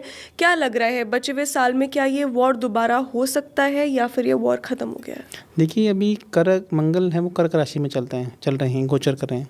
तो मंगल जब भी कर्क राशि में गोचर करते हैं तो ग्रह युद्ध होता है, आसपास के पड़ोसियों से युद्ध होता है। जो मंगल जो कि कर्क राशि है वह घर की है और आसपास के पड़ोस की है। तो मैंने ये भविष्यवाणी पहले ही मेरे आप यूट्यूब चैनल में देखेंगे तो मैंने कहा था कि ऐसी घटनाएं हो सकती हैं कि घर में युद्ध हो या फिर पड़ोसियों से भी आपका झगड़ा हो या युद्ध हो। तो अभी मंगल ग्रह गोचर करेंगे सिंह की राशि में। तो सिंह की राशि में पहले से ही केतु ग्रह वहाँ पे विराजमान है। तो अभी इस पॉडकास्ट के शुरुआत में मैंने कही थी कि अब जो है जो युद्ध का सीन है वो चेंज हो जाएगा। अब मर्डर या गोलीबाजी या इस तरीके की, केतु का मतलब हथियार, नुकीले हथियार भी हैं और मंगल का मतलब गोला बारूद है। और जब गोला बारूद और हथियार दोनों मैच होंगे तो कहीं ना कहीं इसकी संभावनाएं भी ज़्यादा बढ़ेंगी। और सिंह की राशि में ये जा रहे हैं तो लोगों को वर्चस्व बचाने के लिए लोग युद्ध करेंगे, मैं अपना नाम बचाने के लिए लोग युद्ध करेंगे और गुरु यहाँ पर अत्याचारी भी हो रहे हैं। तो निकट भविष्य मुझे बहुत ज़्यादा शांति तो नहीं दिख रही है, लेकिन कहीं ना कहीं राहु यहाँ पर कुंभ की राशि में गोचर कर रहे हैं तो यह यहाँ पे एक बहुत अच्छा सिग्निफिकेटर हमें देखने को मिल रहा है। और सूर्य भी यहाँ पे वृषभ राशि में गोचर कर रहे हैं तो यह भी कहीं ना कहीं बचत करेंगे। तो कुछ चीज़ें खराब भी होती दिख रही हैं और कहीं ना कहीं चीज़ें बैलेंस भी होती दिख रही हैं। यदि राहु भी ग्रह यहाँ पर खराब राशि में गोचर कर रहे होते तो तीसरे विश्व युद्ध को कोई भी नहीं टाल सकता था। तो लेकिन राहु अब यहाँ पे एक फेवर राशि में गोचर कर रहे हैं तो कहना कि चीज़ें इम्बैलेंस होकर बैलेंस हो जाएंगी। और आने वाले समय में आपको मैं ये भी बता दूं कि रूस और जो यूक्रेन का युद्ध चल रहा है और जो इजराइल का जो अभी इसने जो गाजा के ऊपर युद्ध कर रहा है तो ये आने वाले 2 या 3 महीनों के बाद जैसे ही मंगल कन्या राशि में जाएंगे तो कहीं ना कहीं आपको ये चीज़ें कम होती दिखाई देंगी। अगर ऐसा हो तो बहुत अच्छा है। We are all here for world peace. ठीक है, गोल्ड की बात करते हैं आचार्य जी। गोल्ड पिछले साल तक 80 पे था, फिर स्काई रॉकेट होकर लाख पे चला गया, now it's come down to 90। So क्या है गोल्ड, ये क्या क्रैश हो रहा है या करेक्शन हो रहा है? गोल्ड 1,20,000 रुपये पे जाएगा, बहुत जल्दी आपको देखने को मिल जाएगा। लेकिन गोल्ड के अंदर तेज़ी और मंदी आपको इतनी तेज़ी से देखने को मिलेगी, जब लोग सोचेंगे कि तेज़ होगा तो मंदा हो जाएगा, जब लोग सोचेंगे मंदी जाएगी तब ये तेज़ हो जाएगा। मैं लोगों की प्रेडिक्शन के अगेंस्ट में गोल्ड अपना जो बिहेवियर है वो दिखाएगा, क्योंकि गुरु यहाँ पर अतिचारी हो गए हैं। तो इनकी प्रेडिक्शन जो बड़े बड़े जो स्केल लेकर बैठते हैं ना, आप देखेंगे कि जो प्रेडिक्शन करते हैं कि ऐसा होएगा तो प्रेडिक्शन उनकी उल्टी हो जाएंगी। तो काम गोल्ड अल्टीमेटली बढ़ेगा, लेकिन जब वो लोग बढ़ने की सोचेंगे तब कम हो जाएगा, जब कम के सोचेंगे ये तो बढ़ेगा। लेकिन आप इसमें लॉन्ग टर्म इन्वेस्टमेंट करेंगे तो गोल्ड अल्टीमेटली 1,20,000 को छुएगा अगले 3 से 4 महीने में और अगले 2 सालों में ये 2 लाख रुपये गोल्ड आपको देखने को मिल सकता है। तो गोल्ड एक प्रॉमिसिंग इन्वेस्टमेंट और आग बंद करके गोल्ड पे इन्वेस्ट कर लिया कर लेना जाए। चाहिए, जी। स्टेबिलिटी कब तक आ सकती है गोल्ड पे? देखिए, मैं आपको ये तो कह रहा हूँ कि स्टेबिलिटी, ये लॉन्ग टर्म गोल्ड हमेशा आपकी फेवर में रहेगा। आने वाले 2 या 3 सालों में आपको 2 लाख रुपए भी गोल्ड देखने को मिल सकता है। लेकिन यदि आप डे ट्रेडिंग कर रहे हैं तो यहाँ पे आपकी जो प्रेडिक्शन है वो 100% गलत जाएंगे। जितना तेज़ी की सोचेंगे उतने मंदा आ जाएगा, जितना मंदा सोचेंगे उतनी तेज़ी आ जाएगी। ठीक है, got it. No predictions, only investments. Only investment. ठीक है। ठीक है Acharya ji, closing this episode, एक तो मुझे ये आपसे पूछना था कि जब इंसान की तबीयत ज़्यादा ख़राब होती है तब तो हम फटाफट डॉक्टर के पास भाग जाते हैं, लेकिन कभी कभार ऐसा भी होता है कि एक छोटी सी छींकी आती है या बिल्कुल थोड़ा सा खांसी ज़ुकाम होता है जिसको हम घर पे डीकोल्ड खा के ठीक करना पसंद करते हैं। तो सिमिलरली लाइफ में अप्स एंड डाउन्स जब बहुत मेजर आते हैं तो हम लोग जाते हैं किसी वास्तु, एस्ट्रोलॉजी, न्यूमरोलॉजी एक्सपर्ट के पास और अपनी उनसे उनकी सलाह लेकर आते हैं और अपनी लाइफ को ठीक करते हैं। बट लाइफ के नॉर्मल अप्स एंड डाउन्स जो रेगुलरली आते जाते हैं, उससे कैसे बाहर निकला जाए? खुद से बेसिक प्रेडिक्शंस कैसे की जाए? देखिए, बेसिक प्रेडिक्शन तो आजकल आप देखेंगे यूट्यूब चैनल भरा पड़ा है, कहीं किसी को उठा के देख लेंगे। मेरा ये मानना है कि आप छोटे मोटे उपाय, गरीब लोगों को खाना खिलाना, गौ माता को खाना खिलाना, चींटियों को दाना डालना, ये आप रेगुलर आपको बेसिस पे करते रहना चाहिए। ये सबके लिए अच्छा है? ये सबके लिए अच्छा है। लेकिन आप ये देखिए कि मैं यहाँ पर आपको विशेष रूप से बताना चाहूँगा कि उपाय कैसे काम करते हैं। जैसे आप देखिए कि सभी एक आपने बोल दिया कि गाय को हरा चारा खिलाना चाहिए, तो क्या गऊ हमेशा हरा चारा ही खाएगी? आपको खाने में हमेशा रोटी अच्छी लगती है कि कभी कभी पिज़्ज़ा भी अच्छा लगता है, कभी कभी डोसा भी अच्छा लगता है? तो ऐसे भी गौ माता को भी सब कुछ चाहिए। उनको कभी चने की दाल भी चाहिए, उन्हें कभी पालक भी चाहिए, उन्हें कभी हरा चारा भी चाहिए, कभी उन्हें काला नमक भी चाहिए। जैसे आप ज़्यादा खाना खा लेते हैं तो आप हाजमला खाते हैं, ऐसे जब गौ माता ज़्यादा खाना खा लेती है तो वो नमक, काला नमक चाटती हैं। तो ऐसे ही इस प्रकार से हम आपके ग्रहों को देखकर बताते हैं कि आपको गौ माता को क्या खिलाना है, आपको गाय को, आपको बैल को क्या खिलाना है, जो आपके लिए अच्छा हो। तो हम जो हमारी राशि है वो 12 प्रकार से 12 भागों में बंटी हुई है और 9 ग्रहों के, हर 9 ग्रहों के कोई ना कोई जीव है, कोई ना कोई जंतु है, कोई पशु है। जैसे 4 प्रकार के जंतु होते हैं, पानी में रहने वाले, हवा में उड़ने वाले, पृथ्वी पर चलने वाले और पृथ्वी के नीचे रहने वाले। जैसे चींटियाँ हैं, चूहे हैं, सांप हैं, तो ये ज़मीन के नीचे रहने वाले। तो इनका सबका अलग अलग प्रकार से आहार है। ये अलग अलग प्रकार से पशु पक्षी हैं। जैसे मान लो ज़मीन में उड़ने वाले में कौवे भी हैं, कबूतर भी आते हैं। जो कौवा है वो शनि से देखा जाता है और कबूतर राहु ग्रह से देखा जाता है। अब जीव जंतु जो पानी में रहने वाले हैं उसमें मछली भी आते हैं और अलग भी प्रकार के बहुत सारे जीव जंतु और भी हैं। ज़मीन में रहने वाले चींटियाँ हैं, चूहे हैं, ऐसे ही बहुत सारे जो पृथ्वी पर विचरण करने वाले पशु हैं, जैसे स्ट्रीट डॉग्स हैं, गौ माता है, बैल हैं और भी इसमें भैंस है। इसमें अलग अलग प्रकार के पशु पक्षी भी आते हैं। तो एस्ट्रोलॉजी के हिसाब से आपको कौन से जीव की सेवा करनी है और उन जीवों के मुंह में क्या जाना चाहिए, तो ये हम आपको एस्ट्रोलॉजी के हिसाब से बताते हैं। यदि आप वो चीज़ें उन देवी देवताओं को या उन पशु पक्षियों को खिला देते हैं तो ये मान के चलिए कि आपके जो ग्रह खराब हैं वे आपके फेवर में हो जाते हैं और जो आपके फेवर में हैं वे आपके और अच्छे हो जाते हैं। तो ये सब आपको सिर्फ आपकी कुंडली को देख कर ही बताया जाता है।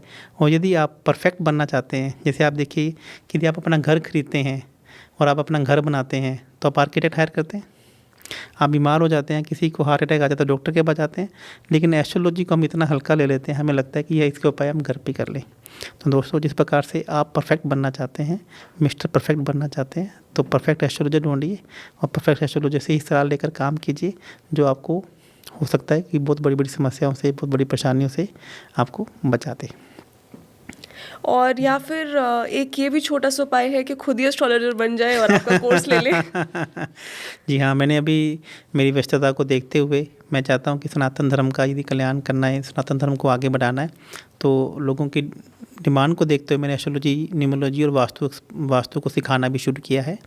जिसको यदि कोई वास्तु और एस्ट्रोलॉजी को, न्यूमरोलॉजी को सीखना चाहता है तो वो भी मुझसे कनेक्ट कर सकता है। बहुत खूब।